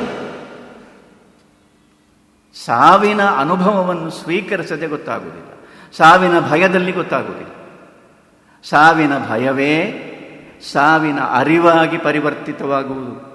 ಸಾವಿನ ಭಯವೂ ಇಲ್ಲದಿದ್ದರೆ ಸಾವಿನ ಅರಿವಾಗುವುದಕ್ಕೂ ಆಸ್ಪದವಿರಲಿಲ್ಲ. ಆದುದರಿಂದ ಇಲ್ಲಿ ಸಾವಿನ ಭಯ ಇದ್ದರೆ ಆ ಭಯವೇ ಹೇಗೆ ದ್ವಂದ್ವವು ಹಿಮ್ಮುಖವಾಗಿರತಕ್ಕ ಒಂದು ಚರ್ಯೆಯಾಗಿ, ಮಾಡಿಯೂ ಮಾಡದಂತೆ ಇರತಕ್ಕ ಒಂದು ಚರ್ಯೆಯಾಗಿ, ಏನು ಮಾಡಬೇಕು ಅಂತ ಗೊತ್ತಿಲ್ಲದೆ ಇರುವ ದ್ವಂದ್ವವು ಮಾಡಿಯೂ ಮಾಡದಂತಿರುವ ಹಿಮ್ಮುಖವಾದ ಚರ್ಯೆಯಾಗಿ ಪರಿವರ್ತಿತವಾಗುವ ಹಾಗೆ ಸಾವಿನ ಭಯವು ಸಾವಿನ ಅರಿವಾಗಿ ಪ್ರಕಟವಾಗುವ ಎಲ್ಲ ಇದೆ. ಇಲ್ಲಿ ಬದಲಾಗಬೇಕಷ್ಟೆ. ಸಾವಿನ ದೃಷ್ಟಿಯಿಂದ ನೀನು ನೋಡಿದರೆ ಆಗ. ಆದರೆ ನಮ್ಮ ಪಾಡೇನಾಗಿದೆ ಅಂದರೆ, ಒಬ್ಬರು ನನ್ನ ಹತ್ರ ಹೇಳಿದರು, ಅಂತಕಾಲೇಚ ಮಾಮೇವ ಸ್ಮರನ್ ಮುಕ್ತ ಕಲೇವರಂ ಅಂತ ಹೇಳಿದಾನಲ್ಲ. ಹೌದು, ನನಗೆ ದೇವರನ್ನು ನೆನೆಸುವಾಗಲೆಲ್ಲ ಅಂತ್ಯಕಾಲ ಬಂದ ಹಾಗೆ ಆಗ್ತದೆ. ಬಹಳ ಒಳ್ಳೆಯದು. ಅಂತ್ಯಕಾಲ ಬಂದರೆ ಒಳ್ಳೆಯದು. ಹೇಳಲಿಕ್ಕೆ ಸಾಧ್ಯ ಇಲ್ಲ ನಮಗೆ. ನಿಮಗೆ ಅಂತ್ಯಕಾಲ ಬರಲಿ ಅಂತ ನಾನೇ ಹೇಳುವುದು, ಹೇಳಲಿಕ್ಕೆ ಸಾಧ್ಯ ಇಲ್ಲ. ಅಂದರೆ ನಮಗೆ ನಾವು ತಳಕು ಹಾಕಿಕೊಂಡದ್ದನ್ನು ಸಾವಿನ ಒಟ್ಟಿಗೆ ದೇವರು, ಸಾವಿನ ಪ್ರಜ್ಞೆಯ ಒಟ್ಟಿಗೆ ದೇವರು ತಳಕು ಹಾಕಿಕೊಂಡಿದ್ದಾನೆ ಎನ್ನುವುದನ್ನು ನಮಗೆ ಕೃಷ್ಣನೇ ಹೇಳಿದ್ದು ಬಾಯ್ಬಿಟ್ಟು. ಅಂಥ ಕಾಲದಲ್ಲಿ ಮದ್ಭಾವಂ, ಅವನಿಗೆ ನನ್ನ ಗುಟ್ಟು ಗೊತ್ತಾಗ್ತದೆ ಅಂತ ಕೃಷ್ಣನೇ ಹೇಳಿ. ಅದನ್ನು ನೋಡಿದ್ರೆ ನಮಗೆ ದೇವರನ್ನು ನೆನಪಾಗುವಾಗಲೇ ನಮಗೆ ಸಾವಿನ ಭಯ ಬರಲಿಕ್ಕೆ ಪ್ರಾರಂಭ ಆಗ್ತದೆ. ಸಾವಿನ ಭಯವನ್ನು ಗೆಲ್ಲುವುದಕ್ಕೋಸ್ಕರವೇ, ಸಾವನ್ನು ಮೀರುವುದಕ್ಕೋಸ್ಕರವೇ ನೀನು ದೇವರನ್ನು ನೆನೆಯಬೇಕು ಅಂತ ಹೇಳಿದರೆ, ಅದನ್ನು ನಾವು ಪಲ್ಲಟ ಹೇಗೆ ಮಾಡಲಿಕ್ಕೂ ಆಗ್ತದೆ ಎನ್ನುವುದೇ ಸಮಸ್ಯೆ. ಹಾಗೆ ಮಾಡಲಿಕ್ಕೂ ಆಗ್ತದೆ, ಹೀಗೆ ಮಾಡಲಿಕ್ಕೂ ಆಗ್ತದೆ. ದೊಡ್ಡ ಕಷ್ಟ ಇದೆ. ದೇವರಿಗೂ ಇಲ್ಲಿಯ ಕಷ್ಟವನ್ನು ಪರಿಹರಿಸುವುದು ಅಷ್ಟು ಸುಲಭ ಇಲ್ಲ. ಆದ್ದರಿಂದಲೇ ಅವತಾರಗಳ ಮೇಲೆ ಅವತಾರ ತಾಳಬೇಕಾಗಿದೆ ದೇವರಿಗೂ. ಅಷ್ಟು ಸುಲಭ ಇಲ್ಲ. ದೇವರಿಗೆ ಕೂಡ ದೊಡ್ಡ ಸಮಸ್ಯೆ ಇದೆ. ನಾನು ನಿನ್ನ ಒಟ್ಟಿಗೆ ಇದ್ದೇನೆ ಅಂತ ಹೇಳಿ ಆಗಿದೆ ಅಲ್ಲ ಅವನು, ಅದನ್ನು ಅವನಿಗೆ ಬಿಡ್ಲಿಕ್ಕೆ ಸಾಧ್ಯ ಇಲ್ಲ. ಆ ಮಾತನ್ನು ಹಿಂತೆಗೆದುಕೊಳ್ಳಿಕ್ಕೆ ಸಾಧ್ಯ ಇಲ್ಲ. ದೇವರು ಪರೋಕ್ಷವಾಗಿ ಇದ್ದರೆ ಸಾಲದು ಅಂತ ದೇವರಿಗೆ ಮನುಷ್ಯನನ್ನು ನೋಡಿ ಗೊತ್ತಾದ ಮೇಲೆ ಭಾಗವತದಂತಹ ಕೃತಿಗಳು ಬರಲಿಕ್ಕೆ ಪ್ರಾರಂಭ ಆಗಿದೆ.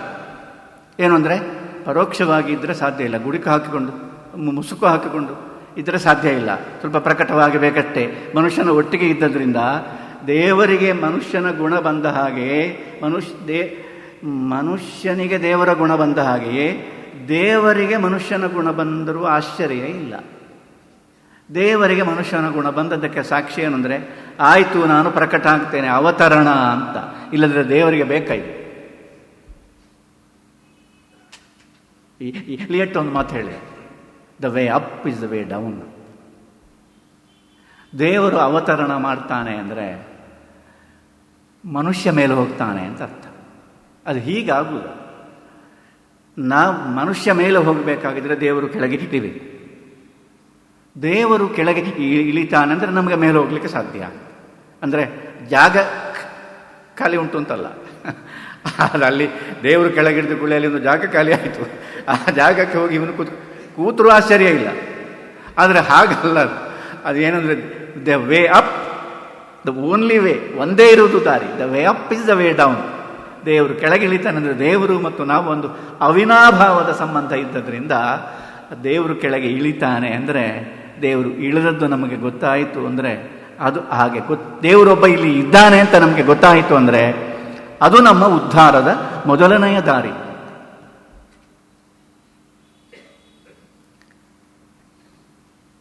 ಹಾಗೆ ದೇವರು ಇಳಿದು ಬಂದರೆ ಸಾಕ, ಬಂದರೆ ಸಾಲದು. ಬಂದರೆ ಮಾಡಬೇಕಾದನ್ನು ಮನುಷ್ಯನಂತೆ ಅನುಭವಿಸಬೇಕು.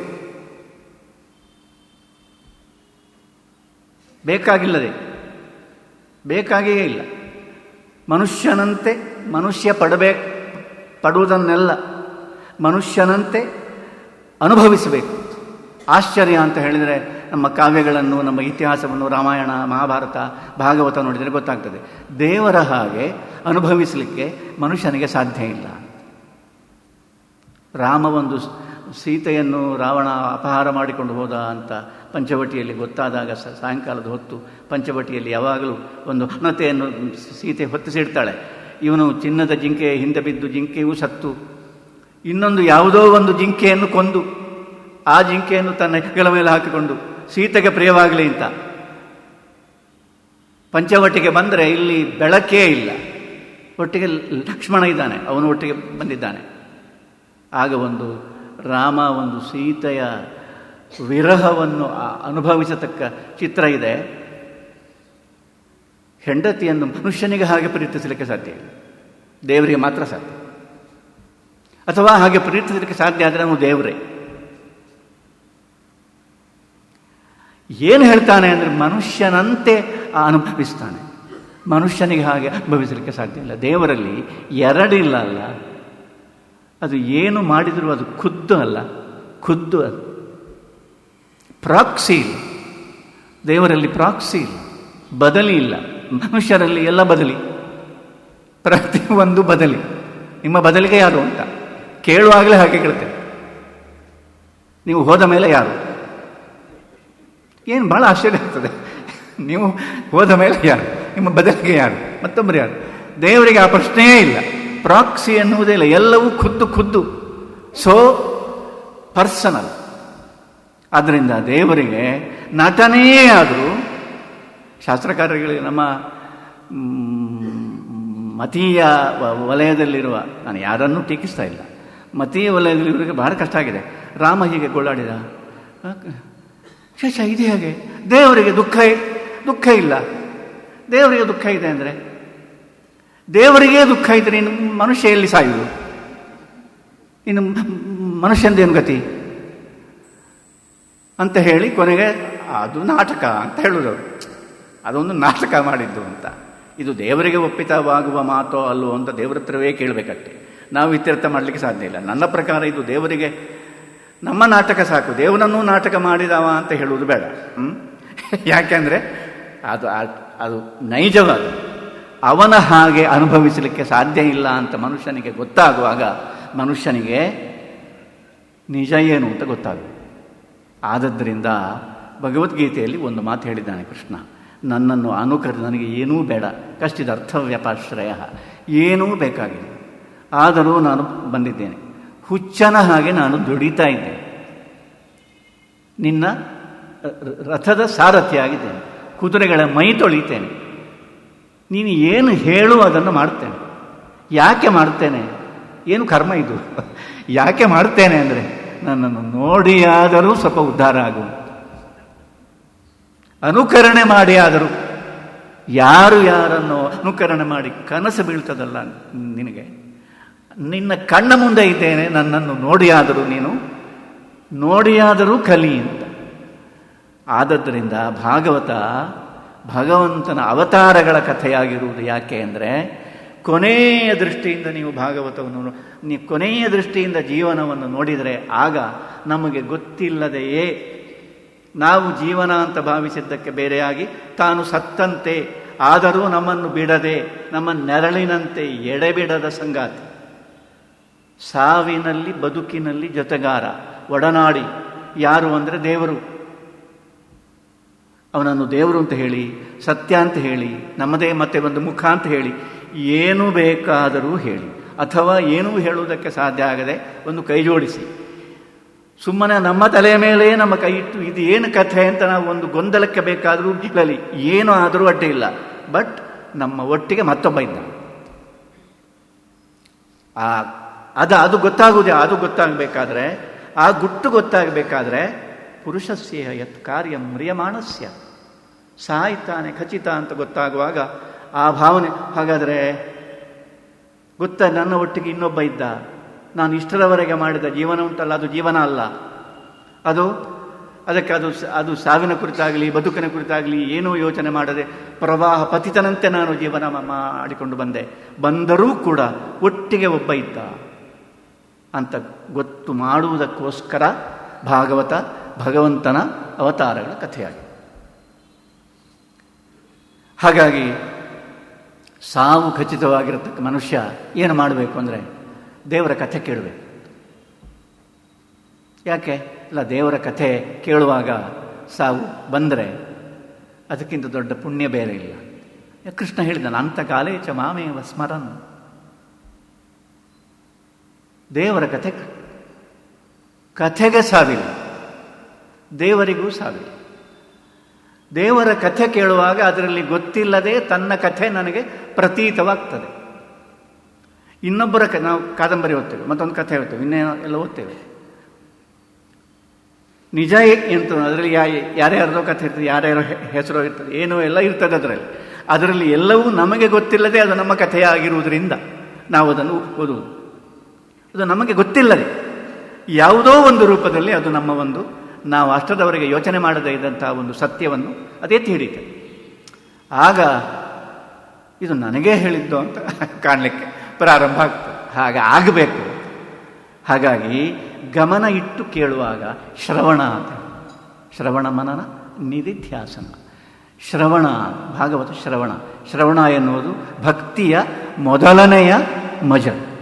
ಶ್ರವಣಂ ಕೀರ್ತನಂ ವಿಷ್ಣೋಹೋ ಸ್ಮರಣಂ ಪಾದಸೇವನಂ ಅರ್ಚನಂ ವಂದನಂ ದಾಸ್ಯಂ ಸಖ್ಯಂ ಆತ್ಮನಿವೇದನಂ. ಕೇಳಬೇಕು, ಕೇಳಿದರೆ ಸಾಕು. ಯಾಕೆ? ನಾನು ಹೇಳ್ತೇನೆ. ಶುಕ ಹೇಳುವುದಕ್ಕೆ ಸ್ವಯಂ ಕೃಷ್ಣನೇ ತನ್ನ ಕಥೆಯನ್ನು ಹೇಳ್ತಿದ್ರೆ ಹೇಗೆ ಹೇಳ್ತಿದ್ದನೋ ಹಾಗೆ, ದೇವರೇ ತನ್ನ ಕಥೆಯನ್ನು ಹೇಳ್ತಾ ಇದ್ದರೆ ಹೇಗೆ ಹೇಳ್ತಾ ಇದ್ದನೋ ಹಾಗೆ ಸ್ವಾನುಭವ ಅದನ್ನು ಶುಕಾಚಾರ್ಯ ಹೇಳ್ತಾರೆ. ಅದನ್ನು ಪರೀಕ್ಷಿತ್ ರಾಜ ಕೇಳಿ ಏನಾಯಿತು ಅಂದರೆ, ಸಾವೆನ್ನುವುದು ಭಯಪಡತಕ್ಕ ಸಂಗತಿಯಲ್ಲ. ಭಯಪಟ್ಟರೆ ಸಾವಿನ ಅನುಭವವಿಲ್ಲ. ಭಯವು ಸಾವಿನ ಅರಿವಾಗಬೇಕಾದರೆ ಸಾವನ್ನು ಸ್ವೀಕರಿಸಬೇಕು. ಸ್ವೀಕಾರದಲ್ಲಿ ಭಯ ಇಲ್ಲ. ಸ್ವೀಕಾರದಲ್ಲಿ ಇರುವುದು ಪ್ರೀತಿ ಮಾತ್ರ ಇರೋದು. ಸಾವನ್ನು ಸ್ವೀಕರಿಸುವಂತೆ, ನಿರಾಳವಾಗಿ ಸಾವನ್ನು ಸ್ವೀಕರಿಸುವಂತೆ ಮಾಡುವುದಕ್ಕೋಸ್ಕರ ಸತ್ತಂತೆ ಇದ್ದ ನಮ್ಮ ಒಟ್ಟಿಗೆ ಮನುಷ್ಯರ ಒಟ್ಟಿಗೆ ಸತ್ತಂತೆ ಇದ್ದ ಭಗವಂತನ ಕಥೆಯನ್ನು ಅದು ಹೇಗೆ ಅದನ್ನು ಬಿಡಿಸ್ತಾ ಬಿಡಿಸ್ತಾ ಬಿಡಿಸ್ತಾ ಹೇಳ್ತಾ ಹೋಗ್ತಾರೆ ಅಂದರೆ ಬಹಳ ಅದ್ಭುತವಾಗಿದೆ. ಸೃಷ್ಟಿ ಪ್ರಕರಣದಿಂದ ಪ್ರಾರಂಭಿಸ್ತಾರೆ. ಸೃಷ್ಟಿಯ ಕಥೆಯಿಂದ ಪ್ರಾರಂಭಿಸೋದು, ಸಾಯಲಿಕ್ಕೆ ಸಿದ್ಧನಾದವನಿಗೆ ಸೃಷ್ಟಿಯ ಕಥೆಯಿಂದ ಪ್ರಾರಂಭಿಸಿ. ಎಷ್ಟು ಚೆನ್ನಾಗಿದೆ. ಒಬ್ಬನೇ ಇದ್ದನಂತೆ, ದೇವರು ಒಬ್ಬನೇ ಇದ್ದನಂತೆ. ಭಾಗವತ ಹೇಳುವುದು ಒಬ್ಬನೇ ಇದ್ದನಂತೆ, ದೇವರು ಒಬ್ಬನೇ ಎನ್ನುವುದು ಅದು ಬೇರೆ ವಿಷಯ ಉಂಟಲ್ಲ. ಇವರು ಹೇಳು ಅಸಂತಂ ಮೇನೆ ಅಸಂತಮಿವ ಆತ್ಮಾನಂ, ತಾನು ಇದ್ದೇನೋ ಇಲ್ಲವೋ ಎನ್ನುವುದೇ ಗೊತ್ತಿಲ್ಲದಂತೆ ಅವನು ಇದ್ದ ಅಂತ. ಮೇನೆ ಅಸಂತಮಿವ ಆತ್ಮಾನ, ಒಬ್ಬನೇ ಇದ್ದನಂತೆ. ಒಬ್ಬನೇ ಇದ್ದಾಗ ಹೀಗೆ ಇದ್ದಾಗ ಸೃಷ್ಟಿ ಮಾಡಬೇಕು ಅಂತ ಒಂದು ಸಂಕಲ್ಪ ಉಂಟಾಯಿತು. ಸಂಕಲ್ಪಕ್ಕಿಂತ ಮುಂಚೆ, ಸಂಕಲ್ಪ ಉಂಟಾಗಬೇಕಾಗಿದ್ದರೆ ಆ ಸಂಕಲ್ಪಕ್ಕಿಂತ ಮುಂಚೆ ಈ ಸೃಷ್ಟಿಕ್ರಿಯೆಯ ಪೂರ್ವದಲ್ಲಿ ದೇವರು ಹೇಗೆ ಇದ್ದ ಅಂದರೆ ಯಾವುದೂ ಇಲ್ಲದೆ ಇದ್ದ. ತಾನು ಇದ್ದೇನೆ ಅಂದರೆ ಸೃಷ್ಟಿಯ ಒಟ್ಟಿಗೆ ತಾನು ಹಾಸುಹೊಕ್ಕಾಗಿರಬೇಕಾಗಿದ್ದರೆ ಸೃಷ್ಟಿಗಿಂತ ಹಿಂದೆ ತಾನು ಇದ್ದೇನೆ ಅಂತ ಕೂಡ ಅವನಿಗೆ ಗೊತ್ತಿಲ್ಲ. ಇದನ್ನೆಲ್ಲ ಲಿಟರಲ್ಲಿ ತಗೊಳ್ಳೋದಲ್ಲ. ದೇವರಿಗೆ ಗೊತ್ತಿಲ್ಲ ಅಂದರೆ ಹೇಳಿ ದೇವರ ಅಜ್ಞಾನಿಯೋ ಹಾಗಾದರೆ ಅಂತ ಎಲ್ಲ ಕೇಳಿದರೆ ನನ್ನ ಹತ್ರ ಅಂತೂ ಉತ್ತರ ಇಲ್ಲ. ಅದು ಪ್ರಾಯ ಯಾರ ಹತ್ರ ಉತ್ತರ ಇಲ್ಲ. ಹಾಗಾದ್ರೆ ಮತ್ತೇನು, ಅದನ್ನೊಂದು ಬೇರೆ ರೀತಿಯಲ್ಲಿ ನಾವು ಅರ್ಥ ಮಾಡಿಕೊಳ್ಬೇಕಾಗಿದೆ. ಅದರಲ್ಲಿ ನಮ್ಮ ಒಂದು ಕಥೆ ಇದೆ. ಅದೇನು ಅಂದರೆ ನಾವು ಕೂಡ ಇದ್ದೇವೋ ಇಲ್ಲವೋ ಅಂತಲೇ ಇರುವುದು. ನಾವು ಇದ್ದೇವೋ ಇಲ್ಲವೋ ಅಂತ ಮತ್ತೊಬ್ಬರು ಕೇಳಿದರೆ ಮಾತ್ರ ನಮಗೆ ಗೊತ್ತಾಗುವುದು. ಎಷ್ಟೋ ಪ್ರಶ್ನೆಗಳು ಮತ್ತೊಬ್ಬರು ಕೇಳಿದಾಗ ಹೀಗೊಂದು ಪ್ರಶ್ನೆ ಉಂಟು ಅಂತ ನಮ್ಮ ತಲೆಗೆ ಬರುವುದಲ್ಲದೆ ಆ ಪ್ರಶ್ನೆಯನ್ನು ಇಟ್ಟುಕೊಂಡು ನಾವು ಯಾರು ಕೂಡ ಒದ್ದಾಡುವುದಿಲ್ಲ. ಕೇಳುವಾಗ ಗೊತ್ತಾಗುವುದು. ಒಬ್ಬರ ಹತ್ರ ಹೋಗಿ ಕೇಳಿದರಂತೆ ನಿಮ್ಮ ಜೀವನದ ರಹಸ್ಯ ಏನು ಅಂತ. ಅವ್ರು ಹೇಳಿದ್ರೆ ನಾನು ಯೋಚನೆ ಮಾಡಲಿಲ್ಲ. ಈಗ ನೀನು ಕೇಳಿದ ಮೇಲೆ ನೀವು ಯೋಚನೆ ಮಾಡಬೇಕಷ್ಟೇ, ಈಗ ಒಂದು ರಹಸ್ಯ ಉಂಟು ಅಂತ. ಯಾಕೆಂದರೆ ನಿನ್ನ ಪ್ರಶ್ನೆಯೇ ಈ ಪ್ರಶ್ನೆಯೇ ನನ್ನ ತಲೆಗೆ ನೀನು ಹಾಕಿದ್ದು. ನಾನು ಯೋಚನೆ ಮಾಡಲಿಲ್ಲ, ನೀನೇ ಅದನ್ನು ಹಾಕಿದ್ದು. ಅದರಿಂದ ನಾನು ಏನೇ ಹೇಳಿದರೂ ಕೂಡ ಆ ಉತ್ತರ ಅದು ನಿನಗೆ ಸಂಬಂಧಪಟ್ಟದ್ದು. ಹಾಗೆ ಇರ್ತೇವೆ ನಾವು.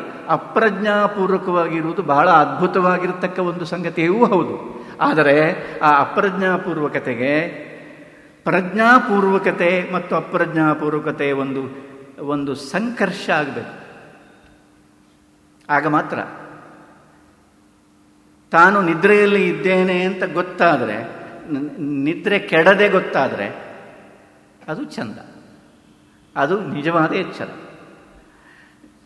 ಎಲ್ಲರೂ ನಿದ್ರೆಯಲ್ಲಿ ಇರ್ತಾರೆ, ತಮಗೆ ಬೇಕಾದ ರೀತಿಯ ನಿದ್ರೆಯಲ್ಲಿ ಇರ್ತಾರೆ. ಈಗ ಕೇಳ್ತಾ ಇದ್ರು ಕೂಡ, ನಾನೀಗ ಮಾತನಾಡ್ತಾ ಇದ್ರು ಕೂಡ ನನ್ನ ಒಳಗೆ ಇನ್ನೇನೋ ಒಂದು ಆಲೋಚನೆ, ಇನ್ನು ಎಷ್ಟು ಹೊತ್ತಿದೆ, ಇನ್ನು ಎಷ್ಟು ಹೊತ್ತು ಎಂತ ಮಾತಾಡೋದು, ಯಾವ ಪಾಯಿಂಟ್ ಎತ್ತುವುದು ಅಂತ ನಾನು ತಾಂತ್ರಿಕವಾಗಿ ಯೋಚನೆ ಮಾಡ್ತಾ ಇದ್ದರೆ ನಾನು ನನ್ನ ಮಾತಿನಲ್ಲಿ ಇಲ್ಲ ಅಂತಲೇ ಅರ್ಥ. ನೀವು ಕೇಳ್ತಾ ಇದ್ರು ಇವ ಯಾವಾಗ ಮುಗಿಸ್ತಾನೆ ಅಂತ ನೀವು ಯೋಚನೆ ಮಾಡ್ತಾ ಇದ್ರೆ ಅದು ಅಷ್ಟೇ, ಅದು ಕೇಳಿದರೂ ಕೇಳದ ಹಾಗೆ, ಮಾತನಾಡಿದರೂ ಮಾತನಾಡಿದ ನಿದ್ರೆಯಲ್ಲಿ ಇದ್ದ ಹಾಗೆ ಅದು. ಆದರೆ ನಿದ್ರೆಯಲ್ಲಿ ಇದ್ದದ್ದು ನಮಗೆ ಗೊತ್ತಾದರೆ, ನಿದ್ರೆಯಲ್ಲಿಯೇ ಗೊತ್ತಾದರೆ, ಕೆಡದೆ ಗೊತ್ತಾದರೆ ಅದು ಅದ್ಭುತವಾಗಿರ್ತಕ್ಕ ಸಂಗತಿ. ಪರಿಸ್ಥಿತಿ ಕೆಡದೆ ಒಳಗಿನಿಂದ ಗೊತ್ತಾಗಬೇಕು. ಅದಕ್ಕೆ ಜ್ಞಾನ ಅಂತ ಹೆಸರು. ಕೆಡಿಸಿ ಗೊತ್ತಾಗುವುದಲ್ಲ, ತಾನಾಗಿ ಗೊತ್ತಾಗುವುದು. ಬೆಳಕು ನಮ್ಮ ಮೇಲೆ ಬೀಳುವಾಗ ಮಾತ್ರ ಯಾವುದೂ ನಮ್ಮಲ್ಲಿ ಅಲ್ಲಾಡುವುದಿಲ್ಲ. ಉಳಿದ ಎಲ್ಲವೂ ಕೂಡ ಗಾಳಿ ಬೀಸಿದರೆ ಅಲ್ಲಾಡ್ತದೆ. ನೀರಿನಲ್ಲಿ ಒಂದು ವಸ್ತು ಬಿದ್ದರೆ ನೀರಿನ ಗತಿಯ ಒಟ್ಟಿಗೆ ಅದು ಕೊಚ್ಚಿ ಹೋಗ್ತದೆ, ಅದು ಅಲ್ಲಾಡ್ತದೆ. ಬೆಂಕಿಯಲ್ಲಿ ಬಿದ್ದರೆ ಅದು ಪರಿಣಾಮ ಆಗ್ತದೆ, ಸುಟ್ಟು ಹೋಗ್ತದೆ. ಆದರೆ ಒಂದು ವಸ್ತುವಿನ ಮೇಲೆ ಬೆಳಕು ಬಿದ್ದಾಗ ಮಾತ್ರ ಆ ವಸ್ತುವಾಗಿಯೇ ಇರ್ತದೆ, ಅಲ್ಲಾಡುವುದೇ ಇಲ್ಲ. ಇದು ಏನು ಆಶ್ಚರ್ಯ! ಉಳಿದ ಎಲ್ಲವೂ ಕೂಡ, ಪಂಚಭೂತಗಳಲ್ಲಿ ಎಲ್ಲವೂ ಕೂಡ ಪರಿಣಾಮ ಮಾಡ್ತವೆ. ಗಾಳಿ, ನೀರು, ಬೆಂಕಿ, ಎಲ್ಲವೂ, ಮಣ್ಣು. ಬೆಳಕು ಮಾತ್ರ ಯಾವ ಪರಿಣಾಮವನ್ನು ತಾನು ಯಾವ ವಸ್ತುವಿನ ಮೇಲೆ ಬಿತ್ತೋ ಆ ವಸ್ತುವನ್ನು ತೋರಿಸುವುದಲ್ಲದೆ, ಬೆಳಕಿಗೆ ಒಡ್ಡಿದ್ದಲ್ಲದೆ ಬೇರೆ ಯಾವ ಪರಿಣಾಮವನ್ನು ಮಾಡುವುದಿಲ್ಲ. ಬೆಳಕು ಬಿದ್ದು ಯಾವುದಾದ್ರೂ ಅಲ್ಲಾಡಿದ್ದುಂಟಾ? ನೋ, ಅಲ್ಲಾಡಿದ್ದೇ ಇಲ್ಲ. ಅದು ಬೆಳಕಿನ ಗುಣ. ಅದೇನು? ಪೂರ್ವಾವಸ್ಥೆಯನ್ನು ಕೆಡಿಸುವುದಿಲ್ಲ. ಹೇಗೆ ಇದೆಯೋ ಹಾಗೆ ಅದು ನೋಡ್ತದೆ. ಹೇಗೆ ಇದೆಯೋ ಹಾಗೆ ಕೆಡಿಸದೆ ನೋಡುವುದು ಮಾತ್ರ ಬೆಳಕು. ಅದಕ್ಕೆ ಜ್ಞಾನ ಅಂತ ಹೆಸರು. ನಿದ್ರೆ ಮಾಡ್ತಾ ಇದ್ದಾಗ ನಿದ್ರೆ ಅಂತ ಗೊತ್ತಾಗೋದಿಲ್ಲ. ಒಬ್ಬರು ಮಲಗಿದ್ದ ಗಾಢ ನಿದ್ರೆಯಲ್ಲಿ ಹಾಗಿದ್ದು, ಇನ್ನೊಬ್ಬರು ಹೋಗಿ ಅವರನ್ನು ಕುಲ್ಕಿಸಿ ಎಬ್ಬಿಸಿದ ಮೇಲೆ ಇವರು ಹೇಳಿ, ಓ ನೀವು ನಿದ್ರೆಯಲ್ಲಿದ್ದೀರ, ನೀವು ನಿದ್ರೆ ಮಾಡಿ ಅಂತ ಹೇಳಿ. ನಿದ್ರೆ ಕೆಡಿಸದೆ ನಮಗೆ ಗೊತ್ತಾಗಬೇಕು. ಅದು ದೇವರಿಗೆ ಮಾತ್ರ ಸಾಧ್ಯ. ಹಾಗೆ ದೇವರು ಅಸಂತಮಿವ ಆತ್ಮ, ತಾನು ಇದ್ದೇನೆ ಅಂತ ತನಗೆ ಗೊತ್ತಿಲ್ಲದೇ ಇದ್ದ. ಸೃಷ್ಟಿ ಮಾಡಬೇಕಾಯಿತು. ಸೃಷ್ಟಿ ಮಾಡುವ ಸಂಕಲ್ಪ, ಸೃಷ್ಟಿ ಮಾಡುವ ಹೊತ್ತು ಕಾಲ ಬಂದಾಗ ಅವನ ಹೊಕ್ಕುಳಿನ ಹತ್ರ ಏನೋ ಒಂದು ಸಂಚಲನ ಉಂಟಾಯಿತು. ಭಾಳ ಚೆನ್ನಾಗಿದೆ ಆ ಮಾತು. ಅದು ಎಷ್ಟು ಜೈವಿಕವಾಗಿದೆ. ಹೊಕ್ಕುಳಿನ ಹತ್ರ, ನಾಭೆಯ ಹತ್ರ ಒಂದು ಸಂಚಲನ ಉಂಟಾಯಿತಂತೆ. ಅದರಿಂದ ಒಂದು ತಾವರೆಯ ಬಳ್ಳಿ ಮೇಲೆದ್ದು ಬಂತಂತೆ. ನಾಭಿ ಕಮಲ ಅಂತ ಅದಕ್ಕೆ ಹೆಸರು. ಸೋ ರೊಮ್ಯಾಂಟಿಕ್ ಅದು ಬಂತಂತೆ. ಅದರ ಮೇಲೆ ಒಂದು ಹುಡುಗ, 4 ಮುಖ ಅವನಿಗೆ, 4 ದಿಕ್ಕಿಗೆ ನೋಡಲಿಕ್ಕೆ, ಅಥವಾ 4 ಮುಖ ಇದ್ದದ್ರಿಂದ 4 ದಿಕ್ಕು ಉಂಟಾಯಿತು ನೋಡಲಿಕ್ಕೆ. ನೋಡಿದ ಹೀಗೆ ಭಗವಂತನಾಗಿರತಕ್ಕ ವಿಷ್ಣುವಿನ ನಾಭಿ ಕಮಲದಲ್ಲಿ ಚತುರ್ಮುಖನಾಗಿರತಕ್ಕ ಬ್ರಹ್ಮ, ಈ ಎಲ್ಲ ಸೃಷ್ಟಿಯನ್ನು ಮಾಡತಕ್ಕ ಬ್ರಹ್ಮ ಉದಯಿಸಿದನಂತೆ, ಹುಟ್ಟಿಕೊಂಡನಂತೆ. ಅವನಿಗೆ ಏನು ಮಾಡಬೇಕು ಅಂತ ಗೊತ್ತಾಗಲಿಲ್ಲ. ಅದು ಏನು ಮಾಡಬೇಕು ಅಂತ ಗೊತ್ತಾಗದೇ ಇದ್ದದ್ದು ತಾನು ಇದೇನೆ ಅಂತ ಗೊತ್ತೇ ಇಲ್ಲದಂತಹ ದೇವರ ಸ್ಥಿತಿಯ ಪ್ರತಿಫಲನ. ಬ್ರಹ್ಮನಿಗೆ ಗೊತ್ತೇ ಆಗಲ್ಲಂತೆ ಏನು ಮಾಡಬೇಕು ಅಂತ ಗೊತ್ತಾಗಲ್ಲ. ಏನೋ ಮಾಡಬೇಕಾಗಿದೆ ಅಂತ ಒಂದು ಇದೆ ಅವನ ಒಳಗೆ, ಏನು ಮಾಡಬೇಕು ಅಂತ ಗೊತ್ತಾಗಲಿಲ್ಲ. ಆಗ 2 ಅಕ್ಷರ ಅವನಿಗೆ ಕೇಳಿತಂತೆ. ಅದನ್ನು ಭಾಗವತಕಾರ ಏನು ಹೇಳ್ತಾನೆ, ಅದು ವರ್ಗೀಯ ವ್ಯಂಜನಗಳಲ್ಲಿ ಒಂದು 16ನೇ ಅಕ್ಷರ, ಒಂದು 21ನೇ ಅಕ್ಷರ ಅಂತ ಹೇಳುವುದು. ಕದಿಂದ ಪ್ರಾರಂಭ ಆಗಿ ಪ ಪ ಭವ ಮ 25 ಅಕ್ಷರ ಇದೆ. ಇದು ವರ್ಗೀಯ ವ್ಯಂಜನ. ವರ್ಗೀಯ ವ್ಯಂಜನ 16ನೇ ಅಕ್ಷರ ಯಾವುದು? 16ನೇ ಅಕ್ಷರ ತ. 21ನೇ ಅಕ್ಷರ ಯಾವುದು? ಪ. 2 ಅಕ್ಷರ ಕೇಳಿತಾನೆ. ತಪ. ತಪ ಅಂದರೆ ಏನು? ತಪ ಆಲೋಚನೆ, ಚಿಂತನೆ ಮಾಡು, ಜಿಜ್ಞಾಸೆ ಮಾಡು, ಯೋಚನೆ ಮಾಡು. ತಪ ಅಂದರೆ ತಪ ಆಲೋಚನೆ, ಯೋಚನೆ ಮಾಡು ಅಂತ. ಯೋಚನೆ ಮಾಡುವ ಒಂದು ಇಂದ್ರಿಯ ಇದೆ ನಿನಗೆ, ಯೋಚನೆ ಮಾಡುವ ಒಂದು ಬ್ರೈನ್ ಇದೆ. ಆ ಬ್ರೈನಿಗೆ ಕೂಡ ಯೋಚನೆ ಮಾಡಬೇಕಾಗಿದ್ದರೆ ಯೋಚನೆ ಮಾಡು ಅಂತ ಹೇಳಬೇಕು. ಸ್ವಲ್ಪ ಯೋಚನೆ ಮಾಡಿ ಅಂತ ಹೇಳಬೇಕು. ಈಗಿನ ಕಾಲದಲ್ಲಿ ನನಗೆ ಕಾಣೋದು ಯೋಚನೆ ಮಾಡಬೇಡಿ ಅಂತ ಹೇಳಬೇಕು. ಯೋಚನೆ ಮಾಡಿ ಅಂತಲ್ಲ, ಯೋಚನೆ ಮಾಡಿ ಸಾಕಾಗಿ. ಯೋಚನೆ ಮಾಡು ಅಂತ. ತಪ ಮಾಡದಿದ್ದರೆ ಉಲ್ಟಾ ಆಗ್ತದೆ. ಏನು? ಪತನ. ಮಾಡದೇ ಇದ್ದರೆ ಪತನ ಆಗ್ತದೆ, ಪತ. ಮಾಡಿದರೆ ತಪ. ಯೋಚನೆ ಮಾಡುವಂತ. ಯೋಚನೆ ಮಾಡಿದ ಆ ವಾಕ್ಯ 2 ಅಕ್ಷರ ಕೇಳುವಾಗ ಆಕ್ಟಿವೇಟ್ ಆಯಿತು. ಅಂದರೆ ಎಲ್ಲವೂ ಇದ್ದರೂ ಕೂಡ ಎಲ್ಲ ಇಂದ್ರಿಯಗಳು ಏನು ಮಾಡಬೇಕು, ಎಲ್ಲ ಇಂದ್ರಿಯ ಸಾಮಗ್ರಿಯಿಂದ ಪರಿಪ್ಲುತನಾಗಿದ್ದರೂ ಕೂಡ ಮನುಷ್ಯ ಪ್ರೇರಣೆ ಇಲ್ಲದೆ ಬ್ರೈನ್ ಕೆಲಸ ಮಾಡೋದು ಬಹಳ ಆಶ್ಚರ್ಯ. ಮತ್ತು ಥ್ಯಾಂಕ್ ಗಾಡ್, ಪ್ರೇರಣೆ ಇಲ್ಲದೆ ಕೆಲಸ ಮಾಡೋದು ಅಂತ ನಮಗೆ ಗೊತ್ತಾದರೆ ಸಾಕು. ಪ್ರೇರಕ ಮತ್ತೊಬ್ಬ ಇದ್ದಾನೆ ಅಂತ ಗೊತ್ತಾಗುವುದೇ ಜ್ಞಾನ. ನಾನು ಮತ್ತೊಬ್ಬನನ್ನು ಪ್ರೇರಿಸ್ತೇನೆ ಅಂತ ಇದೆ ನಮಗೆ. ಪ್ರೇರಣೆ ಕೊಡಿ ಅಂತ. ಯಾರಿಗೆ ಎಂಥ ಪ್ರೇರಣೆ ಕೊಡಬೇಕು? ಪ್ರಕೃತಿಯಲ್ಲೇ ಇದೆ ಪ್ರೇರಣೆ ಕೊಡಬೇಕಾಗಿಲ್ಲ. ಪ್ರತಿಯೊಬ್ಬರಿಗೆ ಪ್ರೇರಣೆ ಕೊಡ್ತಾನೇ ಇದ್ದಾರೆ. ಪ್ರೇರಣೆ ನಿಜವಾಗಿ ಕೊಡತಕ್ಕದ್ದು ಭಗವಂತ. ಆದ್ದರಿಂದ ತಪ ಅಂತ ಇವ ಯೋಚನೆ ಮಾಡಿದಂತೆ. ಇದು ಏನು ಕಥೆ ಅಂತ. ನಮ್ಮ ಇಡೀ ಭಾರತೀಯ ಸಂಸ್ಕೃತಿ 2 ಪದ, ತಪಸ್ವಾಧ್ಯಾಯ. ರಾಮಾಯಣ ಕೂಡ ಪ್ರಾರಂಭ ಆಗೋದು ತಪಸ್ವಾಧ್ಯಾಯ ನಿರತಂ ತಪಸ್ವಿ ವಾಗ್ವಿದಾಂ ವರಂ ವಾಲ್ಮೀಕಿ ಪರಿಪಪ್ರಚ್ಛ ನಾರದಂ ಮುನಿಪುಂಗಮ. ತಪಸ್ಸು ಮತ್ತು ಸ್ವಾಧ್ಯಾಯ. ಆಲೋಚನೆ ಅಂದರೆ ಸ್ವಾಧ್ಯಾಯ. ಇದು ಏನು ಅಂತ, ತನ್ನನ್ನು ಕುರಿತಾದ ಯೋಚನೆ ಅಂತ ಸ್ವಾಧ್ಯಾಯಕ್ಕೆ ಅರ್ಥ. ತನ್ನನ್ನು ಕುರಿತಾದ ಯೋಚನೆ. ನಾನು ಯಾರು ಅಂತ, ಏನು ಕಥೆ ಅಂತ, ಇದೆಲ್ಲ ಉಂಟಲ್ಲ, ನಾಭಿ ಕಮಲ ಉಂಟಲ್ಲ, ಈ ಕಮಲದಲ್ಲಿ ಕೂತಿದ್ದೇನಲ್ಲ, ಬಹಳ ಸೊಗಸಾಗಿದೆ ಈ ಆಸನ, ಪದ್ಮಾಸನ. ಹೇಳಬೇಕು ಅಂತಲೇ ಕಾಣೋದಿಲ್ಲ, ಭಾಳ ಚೆನ್ನಾಗಿದೆ, ಭಾಳ ಚೆನ್ನಾಗಿದೆ. ನಾವು ಪ್ರಯತ್ನ ಮಾಡೋದು ಬಹಳ ದೀರ್ಘಕಾಲ ಒಂದು ಆಸನದಲ್ಲಿ ಕೂತ್ಕೊಳ್ಳೋಕ್ಕೆ ನಮ್ಮದು ಸಿದ್ಧಿ, ಆಸನ ಸಿದ್ಧಿ. ಅದು ಬ್ರಹ್ಮಾನಂದೇ ಸ್ಥಿತಿ, ಅದು ಭಾಳ ಚೆನ್ನಾಗಿದೆ. ಇದು ಏನು ಕತೆ, ಯಾಕೆ ಇದೆಲ್ಲ ಆಯಿತು, ಏನಾಗಬೇಕಾಗಿದೆ ಅಂತ ಅವನು ತನ್ನನ್ನು ಕುರಿತೇ ಯೋಚನೆ ಮಾಡಿಕೊಂಡದ್ದರಿಂದ ಸೃಷ್ಟಿ ಎಲ್ಲವೂ ಕೂಡ ತನ್ನ ದೇಹದಲ್ಲಿ, ಚತುರ್ಮುಖ ಬ್ರಹ್ಮನ ದೇಹದಲ್ಲಿ ಸೃಷ್ಟಿ ಎಲ್ಲವೂ ಕೂಡ ನಮ್ಮ ಎಲ್ಲರ ದೇಹದಲ್ಲಿಯೂ ಎಲ್ಲವೂ ಇದೆ. ಅದನ್ನು ಅವರು ಕಾವ್ಯಾತ್ಮಕವಾಗಿ ಹೇಳ್ತಾರೆ. ಅಂದರೆ ಚತುರ್ಮುಖ ಬ್ರಹ್ಮನ ದೇಹದಲ್ಲಿ ಅದು ಎಲ್ಲವೂ ಇತ್ತು, ಹೀಗೆ ಸೃಷ್ಟಿಯಾಯಿತು. ಅದನ್ನು ತನ್ನ ದೇಹದಲ್ಲಿ ಅವನು ಫಸ್ಟ್ ಹ್ಯಾಂಡ್ ತನ್ನಲ್ಲಿಯೇ ಅನುಭವಿಸಿದ. ಲೋಕಗಳು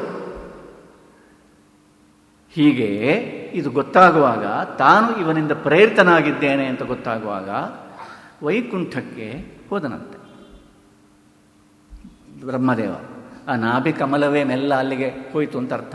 ಅವನು ನಾಭಿ ಕಮಲ ಬಿಟ್ಟು ಎಲ್ಲಿಗೂ ಹೋಗಲಿಕ್ಕೆ ಸಾಧ್ಯ ಇಲ್ಲ.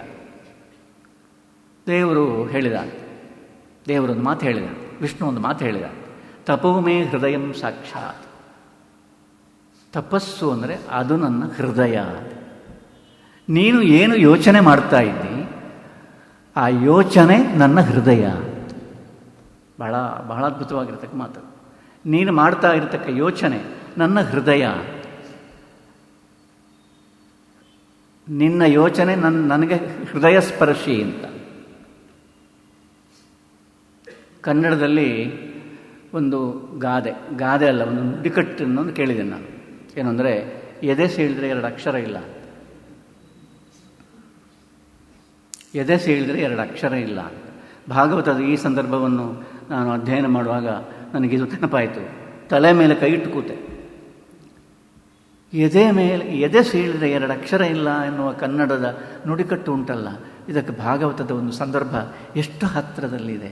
ಭಾಗವತದಿಂದಲೇ ಆ ನುಡಿಕಟ್ಟು ಬಂದದ್ದೋ ಅಲ್ಲ ಕನ್ನಡದಿಂದ ಕನಗೆ ಭಾಗವತಕ್ಕೆ ಓದದ್ದೋ, ಕನ್ನಡಿಗರಿಗೆ ಸಂತೋಷ ಆಗಲಿ. ಹೇಳಲಿಕ್ಕೆ ಎದೆ ಸೀಳಿದ್ರೆ 2 ಅಕ್ಷರ ಇಲ್ಲ ಅಂತ ಕನ್ನಡದ ನುಡಿಕಟ್ಟು ಉಂಟಲ್ಲ, ಭಾಗವತದಲ್ಲದ ಸೇಮ್ ಥಿಂಗ್ ಆಸ್ ಸೆಟ್. ಏನು? ತಪೋಮೇ ಹೃದಯಂ ಸಾಕ್ಷಾತ್. ತಪ ಅಂದ್ರೇನು? 2 ಅಕ್ಷರ ಅಂತ. 16ನೇ ಅಕ್ಷರ, 21ನೇ ಅಕ್ಷರ, 2 ಸೇರಿದರೆ ತಪ, ಉಲ್ಟಾ ಆದರೆ ಪಥ. ಅದೇನು? ಅದನ್ನು ಹೇಳ್ತಾನೆ ಅವನು.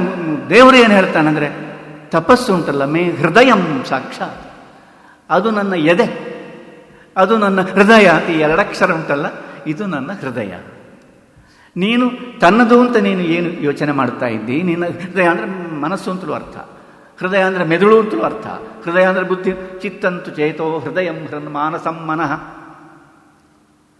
ಅದೆಲ್ಲ ಸಮಾನಾರ್ಥವಾಗಿರತಕ್ಕ ಪದಗಳು. ಆದ್ದರಿಂದ ನಿನ್ನ ಯೋಚನೆ ಅಂತ ನೀನು ಮಾಡ್ತೀಯಲ್ಲ, ಅದು ನಿಜವಾಗಿ ನನ್ನ ಜಾಗ, ನನ್ನ ಹೃದಯ ಅಲ್ಲಿ ಇದೆ ಅಂತ. ನೀನು ಏನು, ಆ ಜಾಗವೇ ನನ್ನದು ಅಂತ. ಅಲ್ಲಿ ನೀನು ಯೋಚನೆ ಏನು ಮಾಡಿದರೂ ನನಗೆ ಗೊತ್ತಾಗುತ್ತೆ ಅಂತ.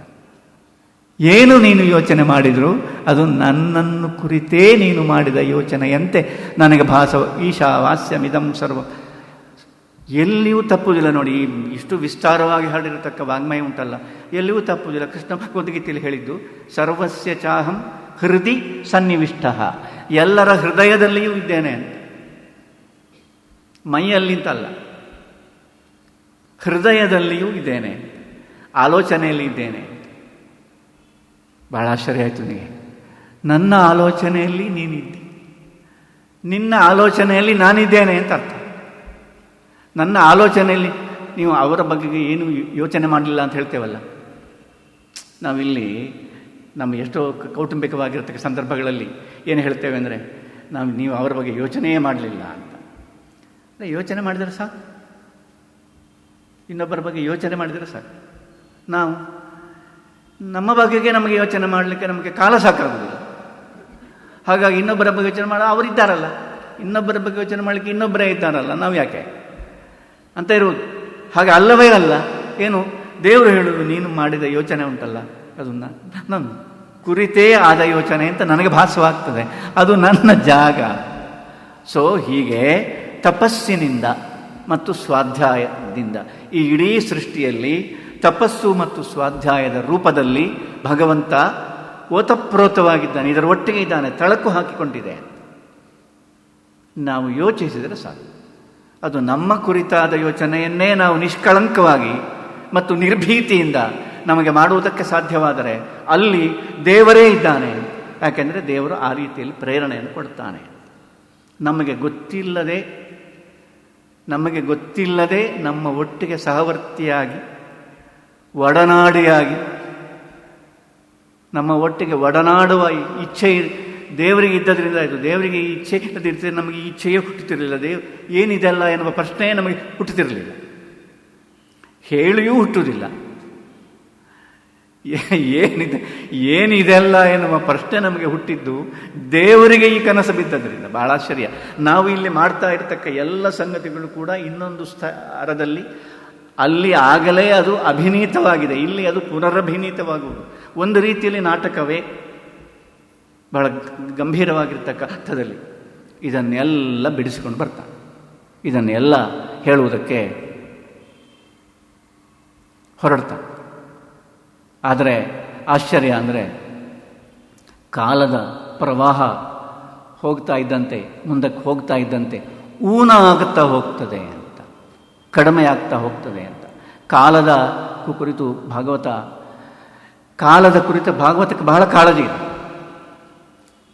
ಕಲಿಯುಗದ ಪ್ರಾರಬ್ಧ ನೋಡಿ ಭಾಗವತ ಕಂಗಾಲಾಗಿದೆ.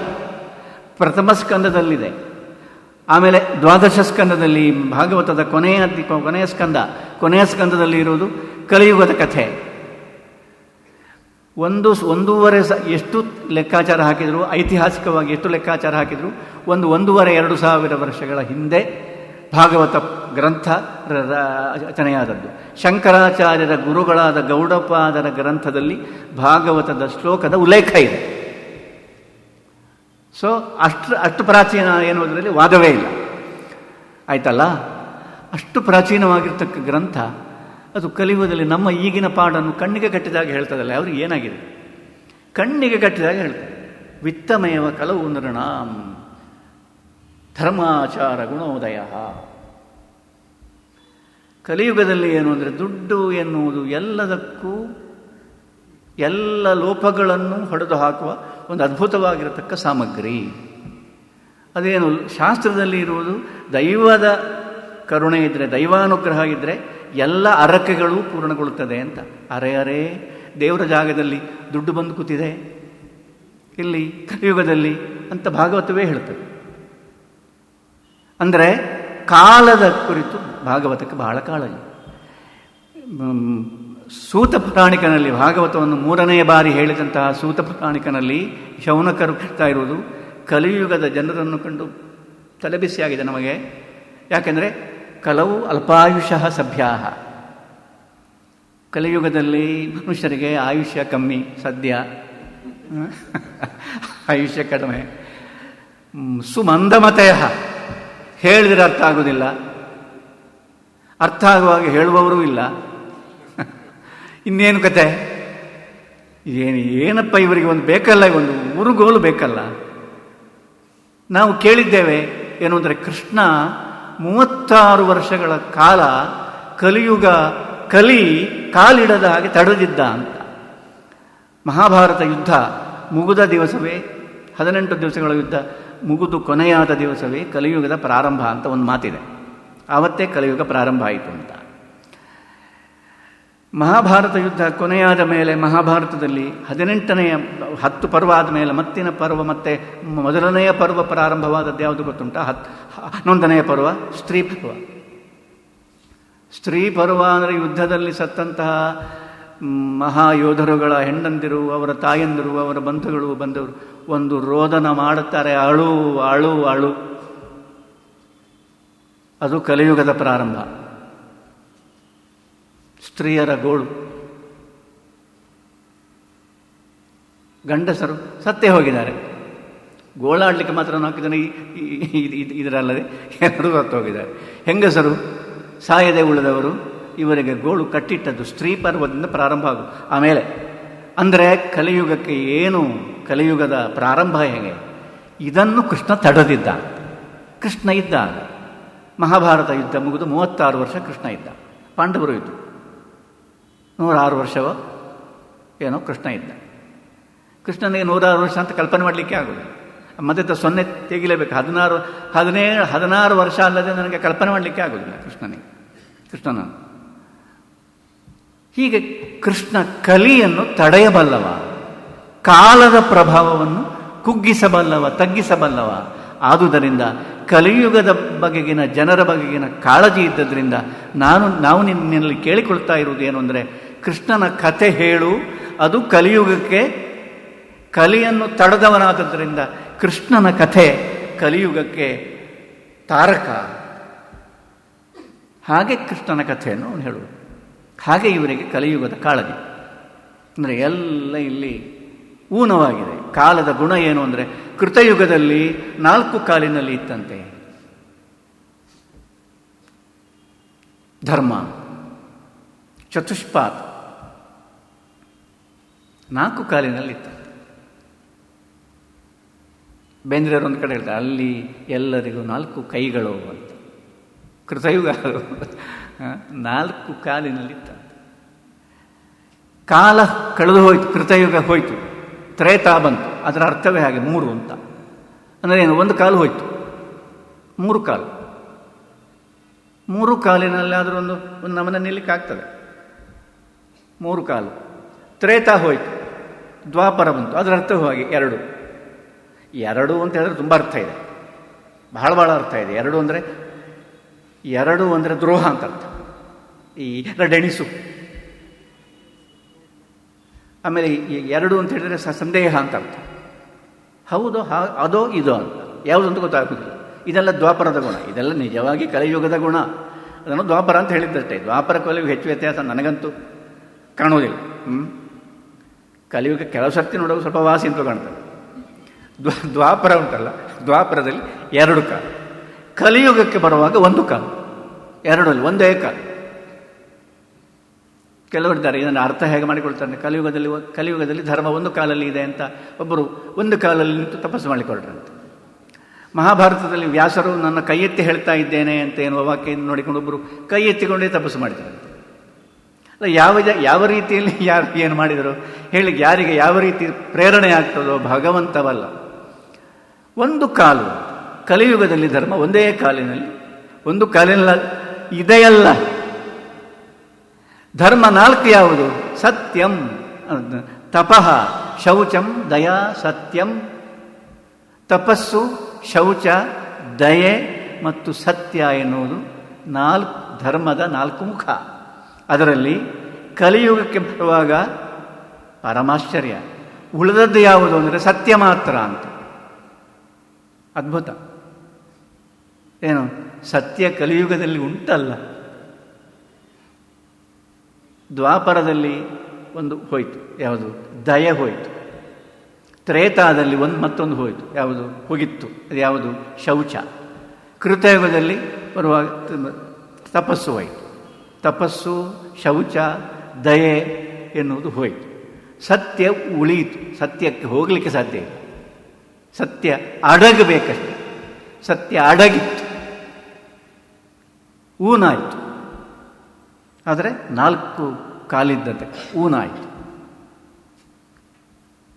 ಶಾಸ್ತ್ರಗಳಲ್ಲಿ ಒಂದು ಮಾತಿದೆ, ಏನು ಅಂದರೆ, ವಿಗ್ರಹಕ್ಕೆ ಭಗ್ನ ಬಂದರೆ ಆ ವಿಗ್ರಹ ಊನಗೊಂಡ ವಿಗ್ರಹ ಪೂಜಾರ್ಹವಲ್ಲ. ಅದು ಶಾಸ್ತ್ರದ ಸತ್ಯ, ಅದನ್ನು ಒಪ್ಪುವ. ಊನಗೊಂಡ ವಿಗ್ರಹ. ಅದರ ಭಾವನೆಯ ಸತ್ಯ ಒಂದಿದೆ. ಅದು ಯಾವುದು ಅಂದರೆ, ಭಗ್ನಗೊಂಡ ವಿಗ್ರಹವೇ ಪೂಜಾರ್ಹ. ಭಗ್ನಗೊಂಡದ್ದಕ್ಕೆ ಆರೈಕೆ ಬೇಕಾದ್ದು, ಊನವಾದದ್ದಕ್ಕೆ ಆರೈಕೆ ಬೇಕಾದದ್ದು. ಇದು ಭಾವ ಸತ್ಯ, ಭಾವನೆಯ ಸತ್ಯ. ಊನಗೊಂಡದ್ದಕ್ಕೆ ಆರೈಕೆ ಬೇಕಾದ್ದು. ದಕ್ಷಿಣೇಶ್ವರದಲ್ಲಿ ರಾಮಕೃಷ್ಣರು ಇದ್ದಾಗ ರಾಸಮಣಿ ಕಟ್ಟಿಸಿದ ದೇವಾಲಯ ಅದು. ಅಲ್ಲಿ ಪೂಜೆ ಮಾಡ್ತಾ ಇದ್ದ ಮೂರ್ತಿಗೆ ಒಂದು ಕೈ ತುಂಡಾಯ್ತಂತೆ. ಕೈ ತುಂಡಾಗುವಾಗ ಅಲ್ಲ ಅರ್ಚಕರು ಹೇಳಿದ್ರಂತೆ, ಅರ್ಚಕರೇನು ತುಂಡು ಮಾಡಿದ್ದಲ್ಲ, ಕೈ ತುಂಡಾಯಿತು, ಹೇಗೋ ತುಂಡಾಯಿತು. ಅವ್ರು ಹೇಳಿದ್ರಂತೆ, ಕೈ ಹೋಗಿದೆ, ದೇವರ ಕೈ ಹೋಗಿದೆ, ಹಾಗಾಗಿ ಅದನ್ನು ಬದಲಾಯಿಸಬೇಕು. ರಾಸಮಣಿಗೆ ರಾಮಕೃಷ್ಣನ ಮೇಲೆ ಪ್ರೀತಿ ಇದ್ದರಿಂದ ಅವಳಿಗೊಂದು ಒಳಗಿನಿಂದ ಒಂದು ಒಳನೋಟ ಇದೆ. ಅವಳು ರಾಮಕೃಷ್ಣರ ಹತ್ರ ಕೇಳುವ ಅಂಥೇಳಿ ಅರ್ಚಕರನ್ನು ಕರೆದುಕೊಂಡು ರಾಮಕೃಷ್ಣರ ಹತ್ರ ಹೋಗಿ ಹೀಗೆ ಕೈ ತುಂಡಾಗಿದೆ ಅಂತ ಹೇಳ್ತಾರೆ, ನಾವು ಬೇರೆ ಒಂದು ವಿಗ್ರಹ ಅಲ್ಲಿ ಸ್ಥಾಪಿಸೋಣ ಅಂತ ಕೇಳಿದ್ರಂತೆ. ರಾಮಕೃಷ್ಣರು ಹೇಳಿದರು, ರಾಸಮಣಿಯ ರಾಣಿಯ ಅಳಿಯನಿಗೆ ಕೈ ತುಂಡಾದರೆ ಬೇರೊಬ್ಬ ಅಳಿಯನನ್ನು ತಗೊಂಡು ಬರ್ತೀರಾ? ಶಾಕ್ ಆಯಿತು. ಹಾಗೆ ಊನಗೊಂಡವನನ್ನೇ ಅವನೇ ಪೂಜಾರ್ಹ.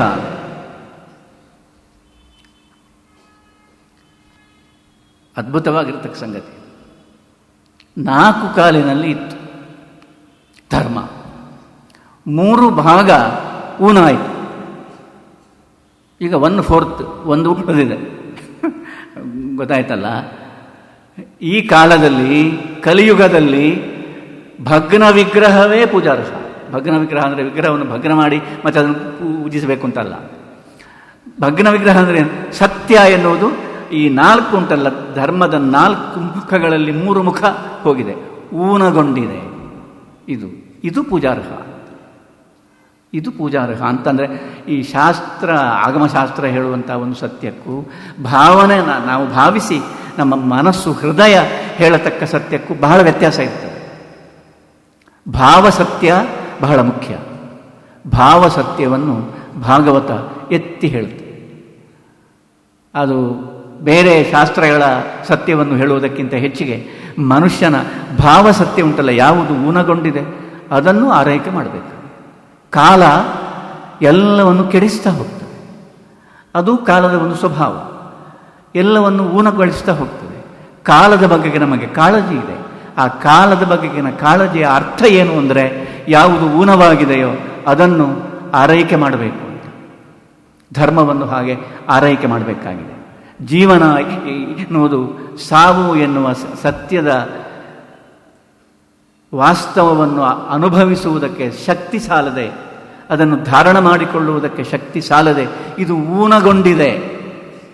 ಎರಡನ್ನು ಒಟ್ಟಿಗೆ ಇಟ್ಟು ನೋಡಿ. ಜೀವನ ಮತ್ತು ಮರಣ 2 ಒಟ್ಟಿಗೆ ಇದೆ. ಜೀವ ಮತ್ತು ದೇವ 2 ಒಟ್ಟಿಗೆ ಇದ್ದ ಹಾಗೆ ಇದು ಪೂಜಾರ್ಹವಾಗಿರತಕ್ಕ ಸಂಗತಿ ಅಂತ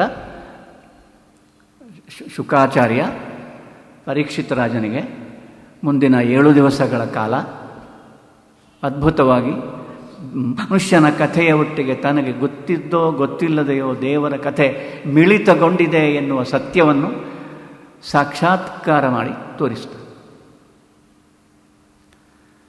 ನಾಳೆ